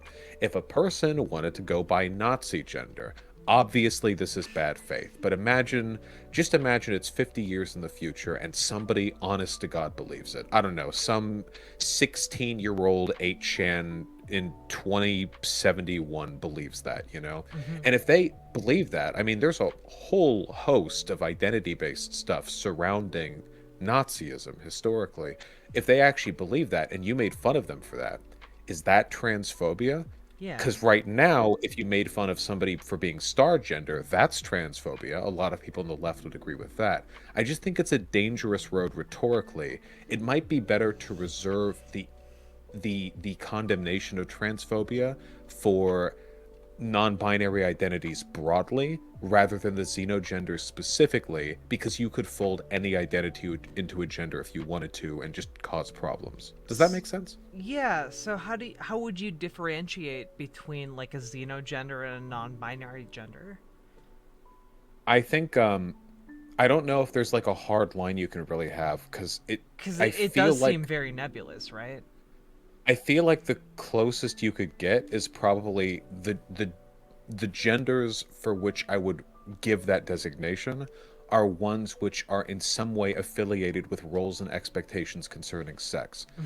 So I did some research on this, and even in cultures that had third genders or more than that, usually those genders still had something to do with sex. So oftentimes a third gender was basically just the non-binary gender, Hmm. or it described people who were assigned male at birth, not that they had that term back then, but you know, Yeah. now we would say that, and adopted a different set of social roles even though they had that sex. So there was a relationship to some kind of sexual attribute. In those respects, I think these are what we refer to as genders historically, not just identities of their own, if that Okay. makes any sense. No, I see where you're going with this. So yeah, no, I totally understand that. I guess I'm just in the position of like, what do we do, right? When we get to, like, how do we know when we've gotten to a point where we can, I guess, embrace a wider gender abolition, right? Because I'm not opposed to that. I hope I didn't come across like that on the panel. No, no, Um, not at all. so like, how do we avoid getting, like, avoiding the question and arriving to the point where we're like, yes, star gender is the same as non-binary, like. I guess I would. I mean, my goal eventually would be for gender to kind of leave the lexicon, right? You know, Hmm. for me, a lot of the xenogender stuff seems useful in exploring identity, but it seems like um, how do I put this? Wait, Is it, somebody's it chat saying Savash is saying the slippery slope. This is literally not a slippery slope because everything that I'm describing right now fits within existing premises. The slippery slope would be if I'm saying these premises would lead to other premises. Mhm. But with the premises we have right now, what I'm saying is deductively possible. Um, I guess I'd like gender to kind of leave our lexicon entirely. I like that people get Mhm. the ability to self-explore. I just wonder if doing it through xenogender is necessarily the most conducive way to do that if we're just Yeah. kind of subtly reaffirming the omnipresence of gender in our lives. Well, What does and it mean to be those things? I yeah, don't like know, you know? what does it mean to explore, like, if you are a star gender, what does that tangibly mean for your life other than you referring to yourself as star gender? You know, like, and I guess this is why, like, I largely say that I tend to think that this is something that's going to happen on a extremely long time scale, um, because there are people who are, like, coming back into tune with their gender as like a two spirit person if you're Native American or something, Mhm. um, and I like what that means might take a long time to reestablish before it can kind of fade away into the broader, just kind of degendered idea of identity. If that am I making sense? Yeah, yeah, no, I get that. I mean, to answer the first question you said, honest to God, I think most xenogender people choose their gender in the same way that people like in the same way that people do like BuzzFeed quizzes. You know what I mean? I know people who identify by xenogenders, and I know that for a lot of it, it's that name sounds cool, Do you and I really? like this thing. So yeah, well, I mean, I've got a big community, so Oh, I yeah, try to okay, talk to yeah. people in it. By a lot of, I don't mean like dozens or whatever, but the vibe I get is that it's usually like just kind of a I wouldn't say it's flippant. It's just it's something which is sort of an aesthetic flourish. There's nothing wrong with that at all. Tons of stuff we do fits to that. I just I just worry that like using the transphobia bludgeon with all disagreements in that avenue might end up cheapening the term a little bit. Not because there's anything not trans about being xenogender, but rather because the micro specific differentiations between all the xenogenders can lead to bad faith or inaccurate invocations of transphobia, if that makes any sense. Yeah. This is totally not like a problem with life right now. I just Yeah. want to be clear. This is not a thing that's like making the world worse at the moment. It's just a thing that I've thought about, you Yeah, know? yeah, sorry. I have applied exactly like 0.005% of my brain to dealing with, like, star gender folks. Like, I'll respect it. I'll use your pronouns. I think there's absolute good in respecting this stuff, even if I'm not 100% aboard. I feel like a lot of people are so defensive of this stuff, they don't see the difference between what I'm saying and like sort of being a reactionary stodge. You know what I mean? I yeah. feel like there's such a huge gulf between that. It's just important to think about these things because our definitions of gender need to be consistent and defensible if if we want to defend them, right? Yeah, no, I agree with you on that. Like, it just seems like something that if we were going to talk about, like, these topics, it seems to be, and I think this is the main difficulty, right?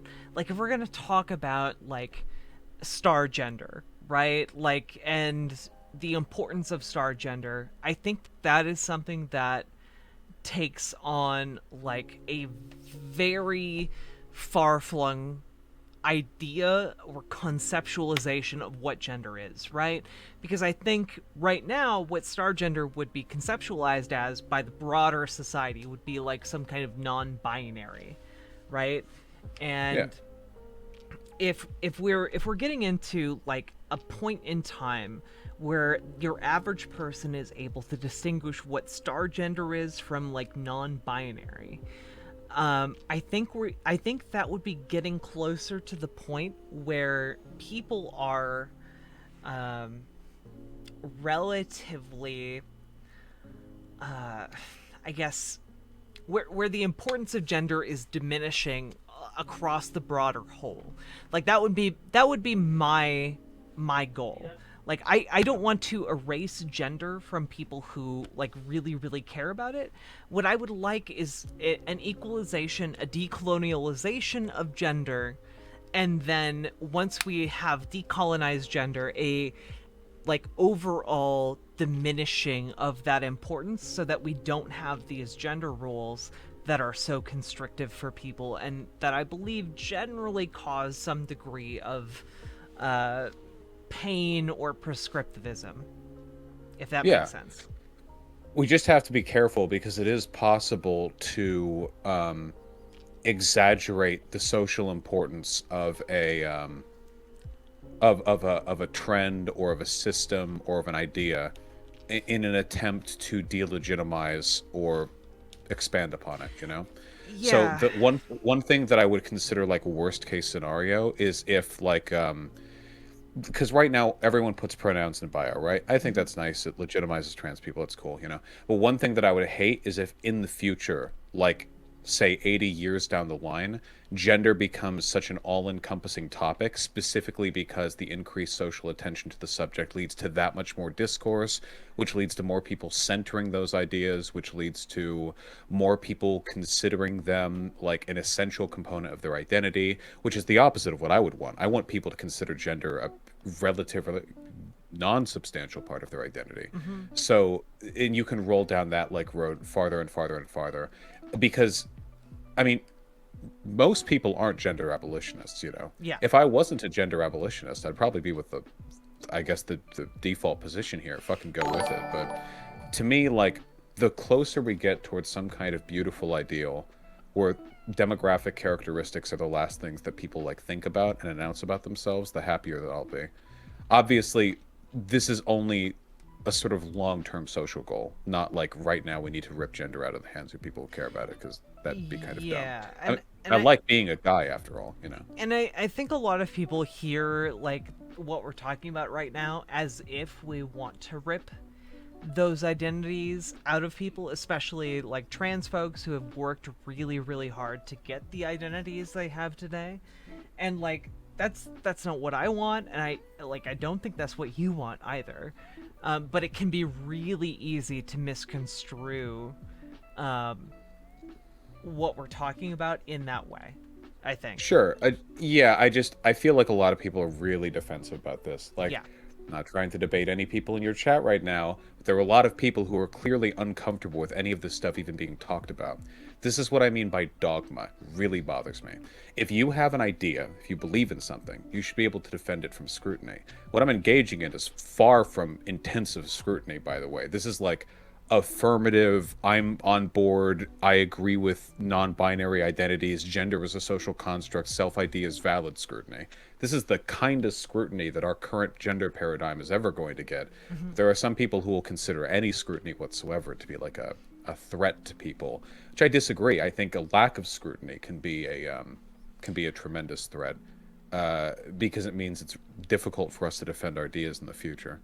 Yeah. Not to get all defensive or anything like that. No, it's just something that I've noticed. I mean, like, part of having this conversation in the first place is recognizing how far outside the bounds of, like, where our, I guess, primary or where our normal, quote-unquote, conversation bounds usually lie. And that's what I find so fascinating about the conversation, is being able to talk about, you know, where we are here, like with this conversation versus where we are as society.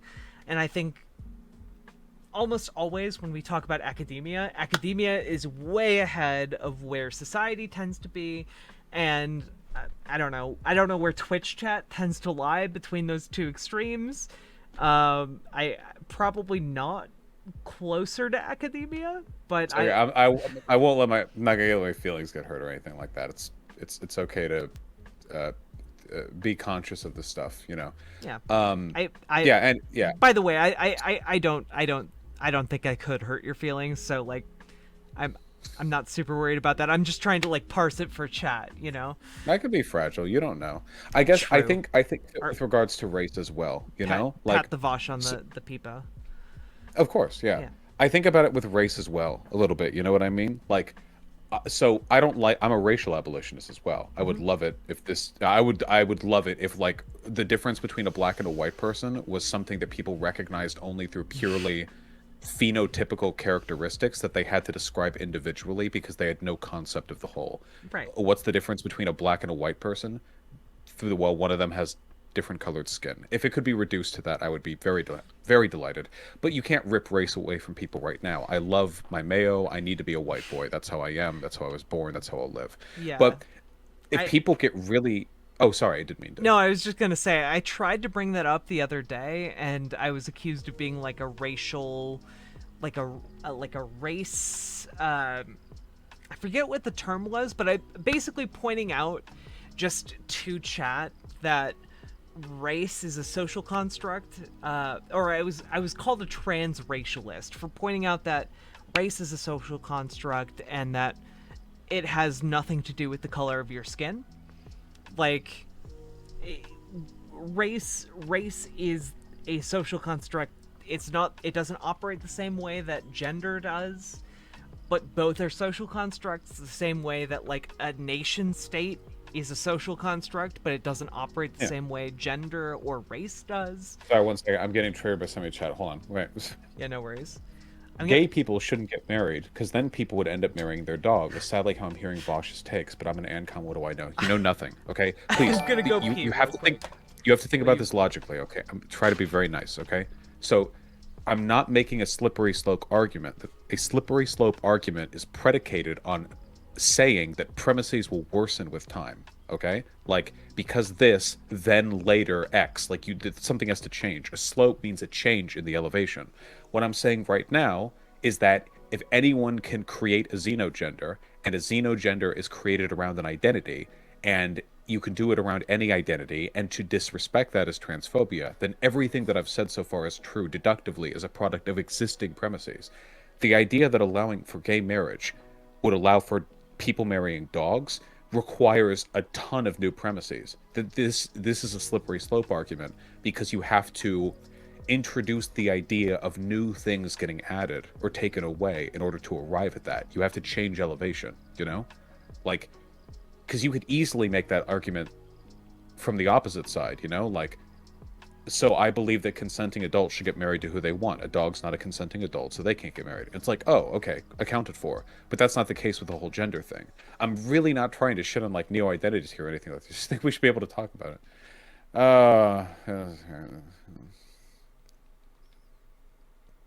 Okay, now I'm going to be slightly mean. I have no idea how on earth you guys participate in broader discourse when this is your standard for like interlocution, you know? Like, if what I'm doing right now is like soft bigotry, I don't know what the average American must be doing because, you know what I mean? Like, I just wonder, you know? Because I feel like where I'm at right now is like 10 levels above the average American talking about any of this stuff. So, do you just not talk to people or? I'm sorry, I'm being a little bit mean. I just I don't know how you do that. Oh God.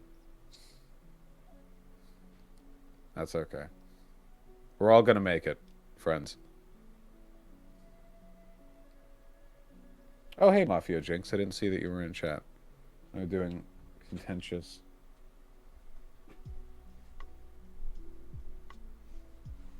Now, I don't want to be like mean to people. I know that a lot of people are suspicious of me. Oh, hold on. You're right. I am super sus of you. Ah, shit. I tried to time that so you didn't get back in time to hear that. Okay, fuck. Okay, look, the point that I was trying to say was about race. Okay? Yeah. So like so I don't have a problem with like black people being like, "Hello, I am black." It happens all the time. Great. Phenomenal, you know? Yeah. No problem at all with that. Phenomenal stuff. 10 out of 10. Okay.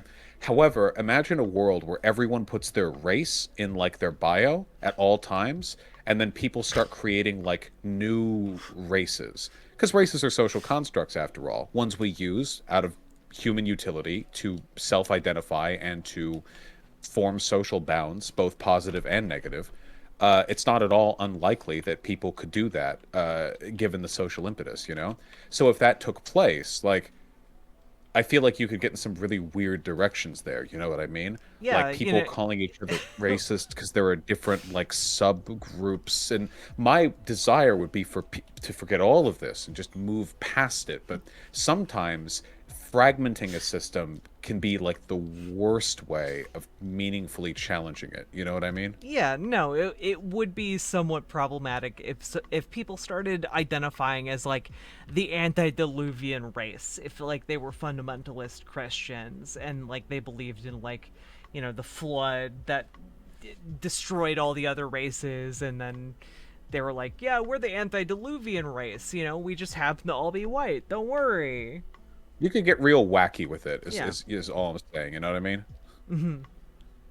Um, but again, most of the xenogender stuff is being done by like, you know, pretty young people just looking to explore their identities. And even Yeah. if they're not young, I mean, I really don't care. It's just Even older people need to explore their identities too. True. yeah. I recently had an argument with a person who was defending the whole super straight thing, you know? Oh gosh. Um, the problem is, unfortunately, the super straight people have a lot of really good arguments when it comes to the formation of that as a sexuality if you abandon the utility argument. My argument against the whole super straight thing was, well, it's transphobic, which it is. And they were like, okay, so where in the definition of sexuality does it say that it has to be politically correct? When was that ever established? And it's true. That isn't established anywhere. So if you abandon the utility argument, you can make a very compelling argument for super straight as a sexuality. Oh, I think the utility is the important thing there, of course. and for those of you who don't know what super straight is, All super right. straight is basically just people who are like, I'm so straight, I wouldn't date a trans person. That's basically it. It was a very silly debate altogether. I'm encompassing only a teeny tiny bit of how fucking stupid that conversation was. Oh god. Yeah, no, like it does. Oh, I mean, if you really want to dig down to it, right? Like, basically any decision multiplies the amount of like possible conversations you're gonna have, right? Like about whether it's trans or race or humans are really good at building social constructs to have problems with. Yeah.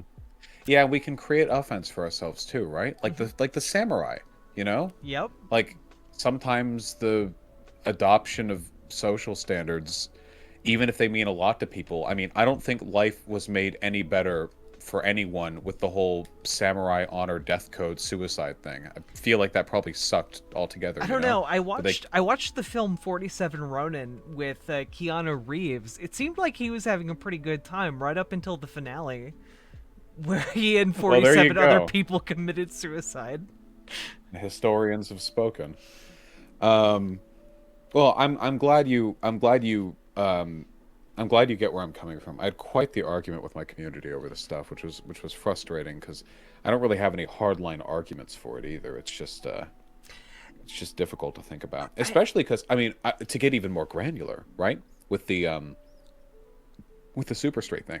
This is just my opinion. I don't think that genital preferences are inherently transphobic. Some people just aren't going to be that into a vagina or a penis, and Yeah, I think that's fine. same. There are non-shitty ways to go about it. So it is technically possible to create a sexuality which conforms to like, I mean, you could call it maybe androphilic or gynophilic or whatever, or you could throw like genital preferences in there, and you could have essentially a non-transphobic version of super straight.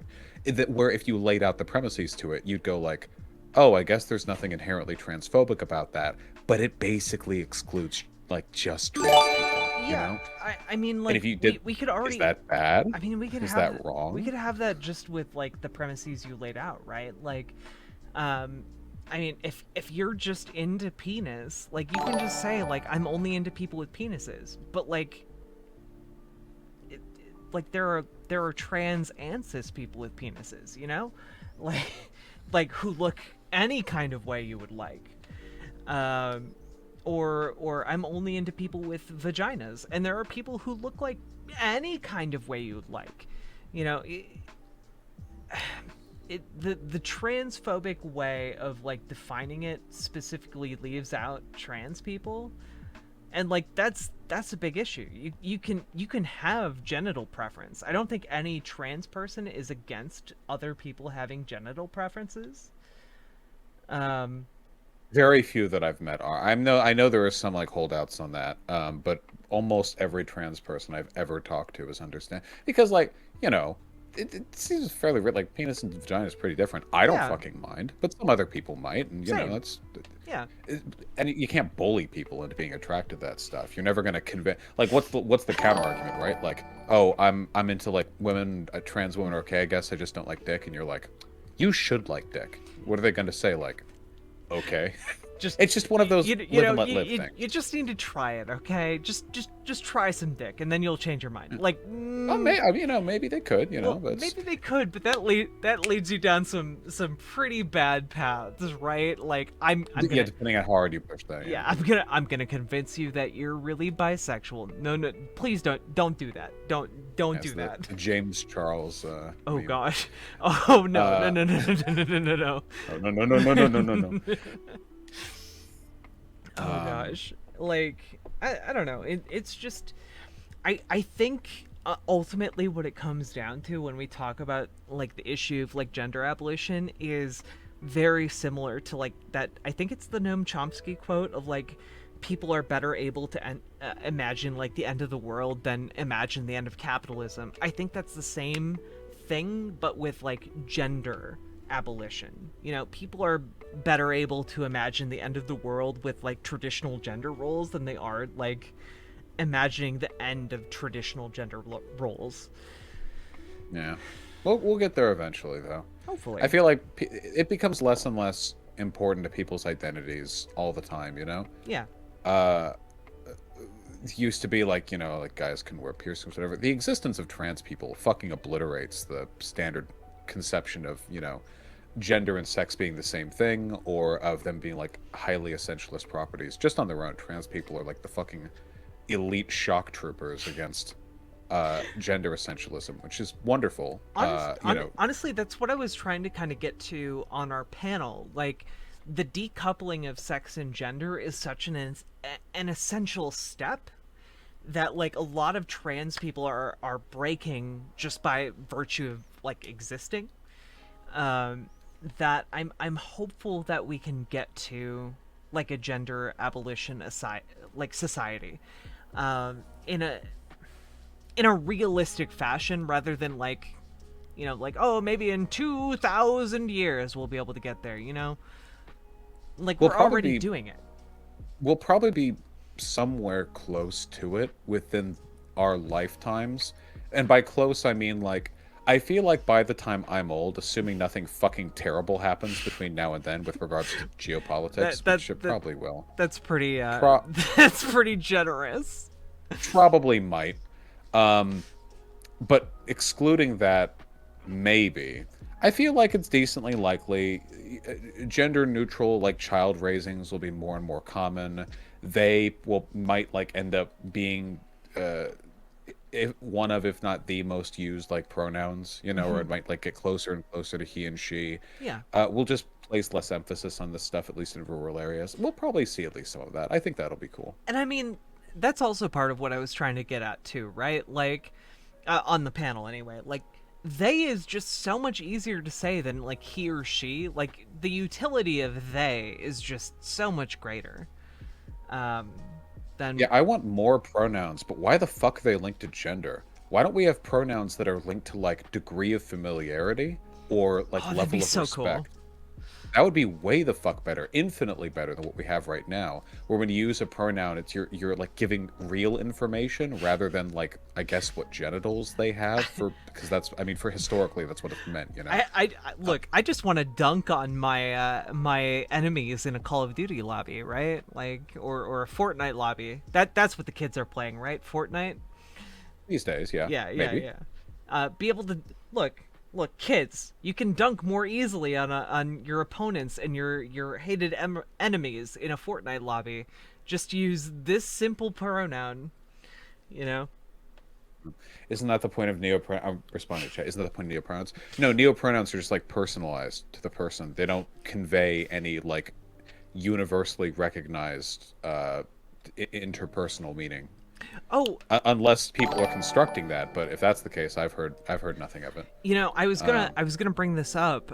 Someone on Twitter pointed out that some languages are specifically like constructed to not have like generalized pronouns. Like some languages only have like he/she pronouns. Like, does that change kind of like the neo pronoun dynamic? They only have what pronouns? Like he/she pronouns.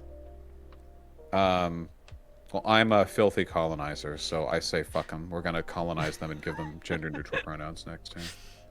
Yeah, we'll colonize Germany and Italy in Italy. True. Yeah. Absolutely. Take Yeah. the peninsula back. There we go. Or fucking reverse crusade them. Take Europe's boot. Absolutely. Yeah, the I don't know. I think that we probably should. A lot of people left needlessly agonize over this too. They're like, "Well, what about when minority groups do this thing culturally that we don't like?" Like, I don't fucking know.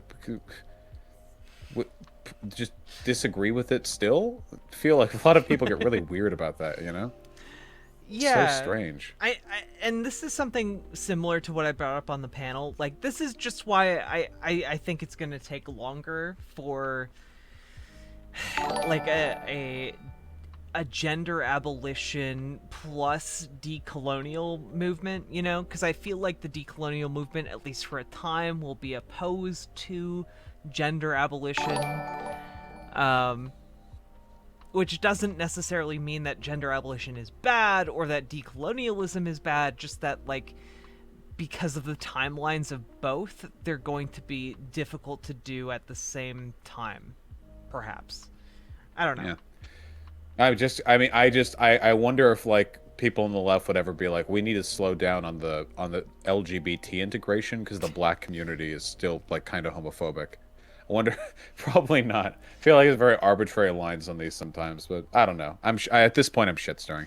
A lot of people on the left don't know that, by the way. I feel like every time, 100%. every time I like talk about that, people in my chat would be like, "Dude, what are you talking about?" And like, no, actually, it's mostly white people who are on board with most of the LGBT stuff, you know. Yeah, no, I do open call-ins sometimes, and I've had some notable call-ins from the African American community that are pretty anti-LGBT, despite the fact that like I'm very LGBT, you know. Yeah. But I do think that a lot of the I think a lot of these I think a lot of people from all communities are very curious about LGBT folks. Like, I think a lot of this is built on the foundation of unfamiliarity. You know, like, part of it is just making people familiar with the idea that, like, pansexual or gay people or like trans people even exist, because a lot of people are familiar with that in like broad strokes, but not necessarily so much in like their personal circles. Like, they conceptually, I know that like trans people exist out there in the world. They just don't know that they don't know anybody who's trans. It's way easier to be accepting of this stuff too when you know like trans people in real life, for example, or gay people or whatever. Yeah. I've never been like I guess a politically bigoted. I've never like thought, oh yes, I am against this minority group, you know. But I do know that before I actually like met any trans people, it was always kind of like this abstract feeling with them, you know what I mean? Like, well, I I guess I'm not opposed to them existing. Yeah. But then when you meet trans people, they're just fucking dumb and awkward like every other person. So True. it's like, okay. And then instantly, like, the concept is completely normalized. Huge correlation between familiarity with a minority group and acceptance of minority group. Hold on one second. What's up? Oh yeah, then I'm sure it's soon. But Yeah, like, no, as like, coming at this as like a trans person, I came from like a very fundamentalist Christian, like conservative background. So like I've been like through the gamut of like thinking about like trans people, black people, gay people, cis people. Like I've been through all of that. So like I can 100% understand. And yeah, no, Lady Raincloud. I don't think Vosh insinuated that black people are more bigoted than white people.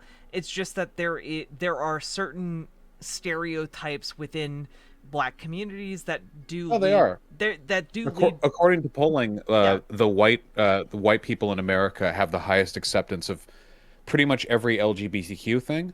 A Mhm. lot of that has to do with affluence, and a lot of that has to do with like in-group stuff. It's not Yeah, inherent or anything, but yeah. yeah, in terms of I like think demographic. I think a lot of it has to do with colonialization. You see this a lot in a lot of like African countries, for example. Um, a lot of the values of the colonizers get very heavily imprinted on the colonized. A lot of Um, black people are in the South too. yeah, That's not the best for for any kind of LGBT acceptance, you know? yeah, no, and unfortunately, like when you look at the polling data, this does back up, right? Like, I don't. And again, to reiterate, I don't think like black people are inherently more transphobic or uh, biphobic or NB-phobic or homophobic than anyone else. It's just that the circumstances under which a lot of them grew up were informed by the colonizer like ethos, which Yeah. is all of those things.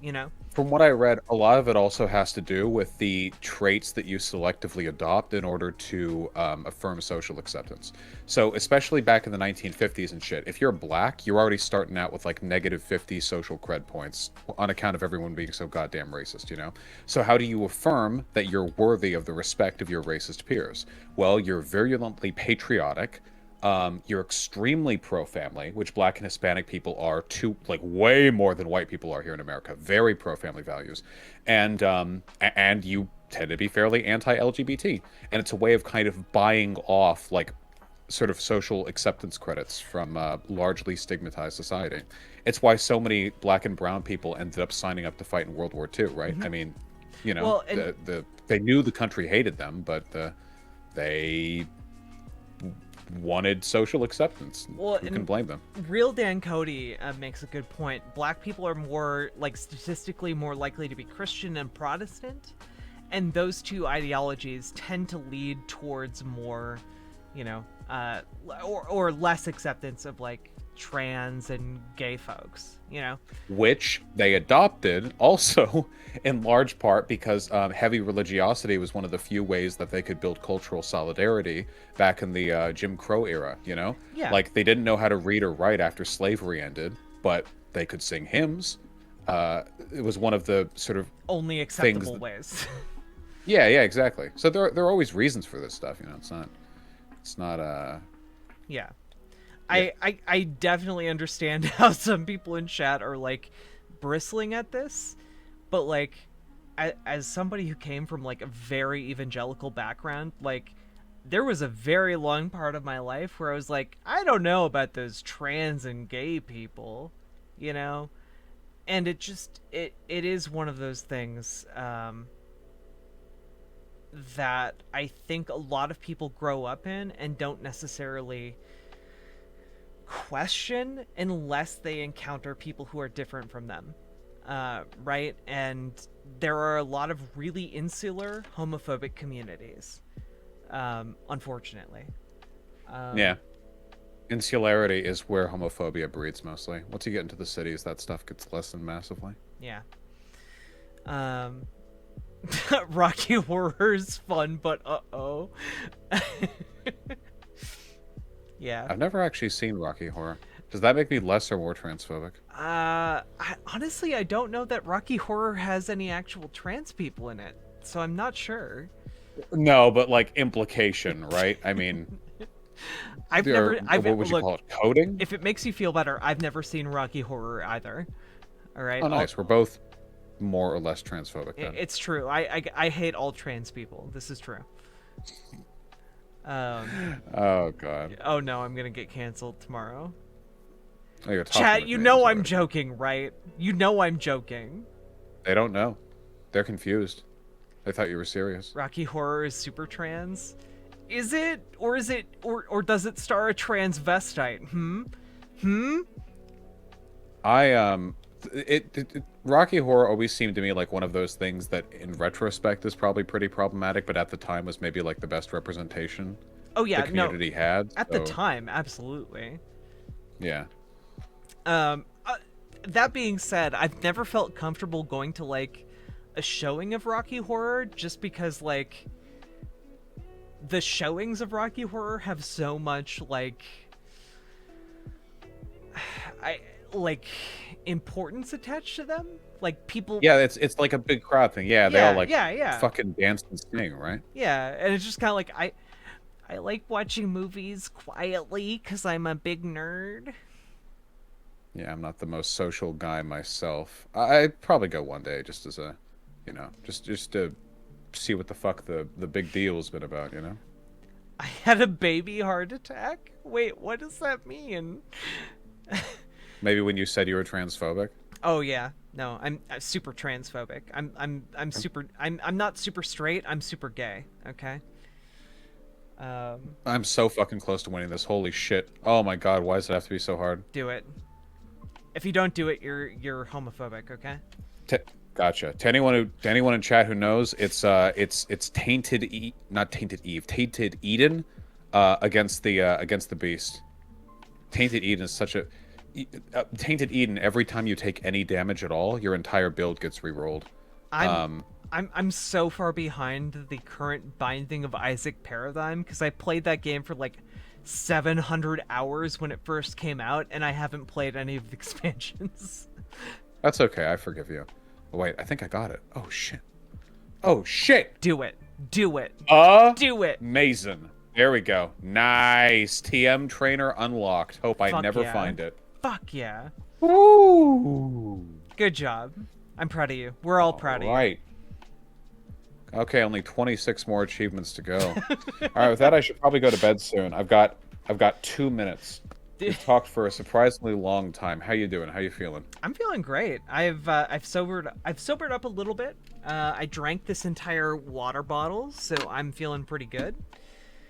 How are you feeling? You just bested a beast of a time in a video game. Pretty good. My headache mostly went away while talking, which is good. Oh, good. I'm glad I didn't increase your headache.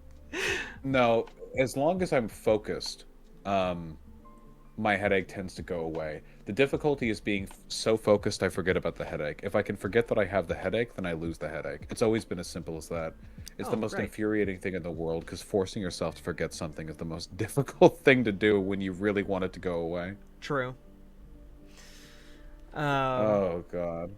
Yeah, I'm doing okay. I got a burrito to eat whenever I feel like finishing stream. I'm golden. Hold on 1 second. Holding. I'm looking at my own stream discussion Discord. Hey, Killjoy 40K. I see you. Honestly, Vosh's takes on trans issues have been a point of weakness for him pretty consistently. I was fucking debating trans issues with neo-Nazis when you were still in diapers. I'm a Killjoy trans 40K. issue. I'm a trans issue, Killjoy. What the fuck are you talking about? You think you can hide from me just because you're on a different website and a different chat? You think any of you can escape my gaze? You're getting banned. That's not true. I won't ban you. You can't escape the gaze. Oh, I appreciate you putting up the time for a conversation. Yeah, of I course. hope you've had a pleasant distraction from whatever negative is taking place in your life. Like you're getting rid of your own headache, so to speak. Indeed. I uh, I hope you have a wonderful evening. I hope you have a great sleep, because I feel you're probably going to sleep. It's sleepy time, yeah. Yeah, Sleepy yeah, time. yeah. You get good sleep, and it was great talking to you. I'd love to talk to you literally anytime. Yeah. Well, I'm trying to be a little bit more social. Because I don't stream every night, so maybe I'll pop in from time to time. Yeah. I hadn't even followed you before. I knew you existed. I don't even follow the people that I watch, so I'm trying to work on that. So I have everyone on my followed channels list, so I can actually see instead of just guessing randomly at their presence. I mean, it's okay. Have a wonderful night. The first time you interacted with me, you referred to me as the unadulterated caucasity. I feel like I live up to the name. Yeah, you might actually be paler than me. And is that natural red hair? It is not. I emphasize Ah. the natural redness of my hair. But it's pretty close. Like, this is pretty close to my natural color. Ah, right. Well, I'll let it slide. It's Look, shade of red that looks like natural anyway. I'm cosplaying as a Hibernian. Okay. Have a good night. You get good sleep.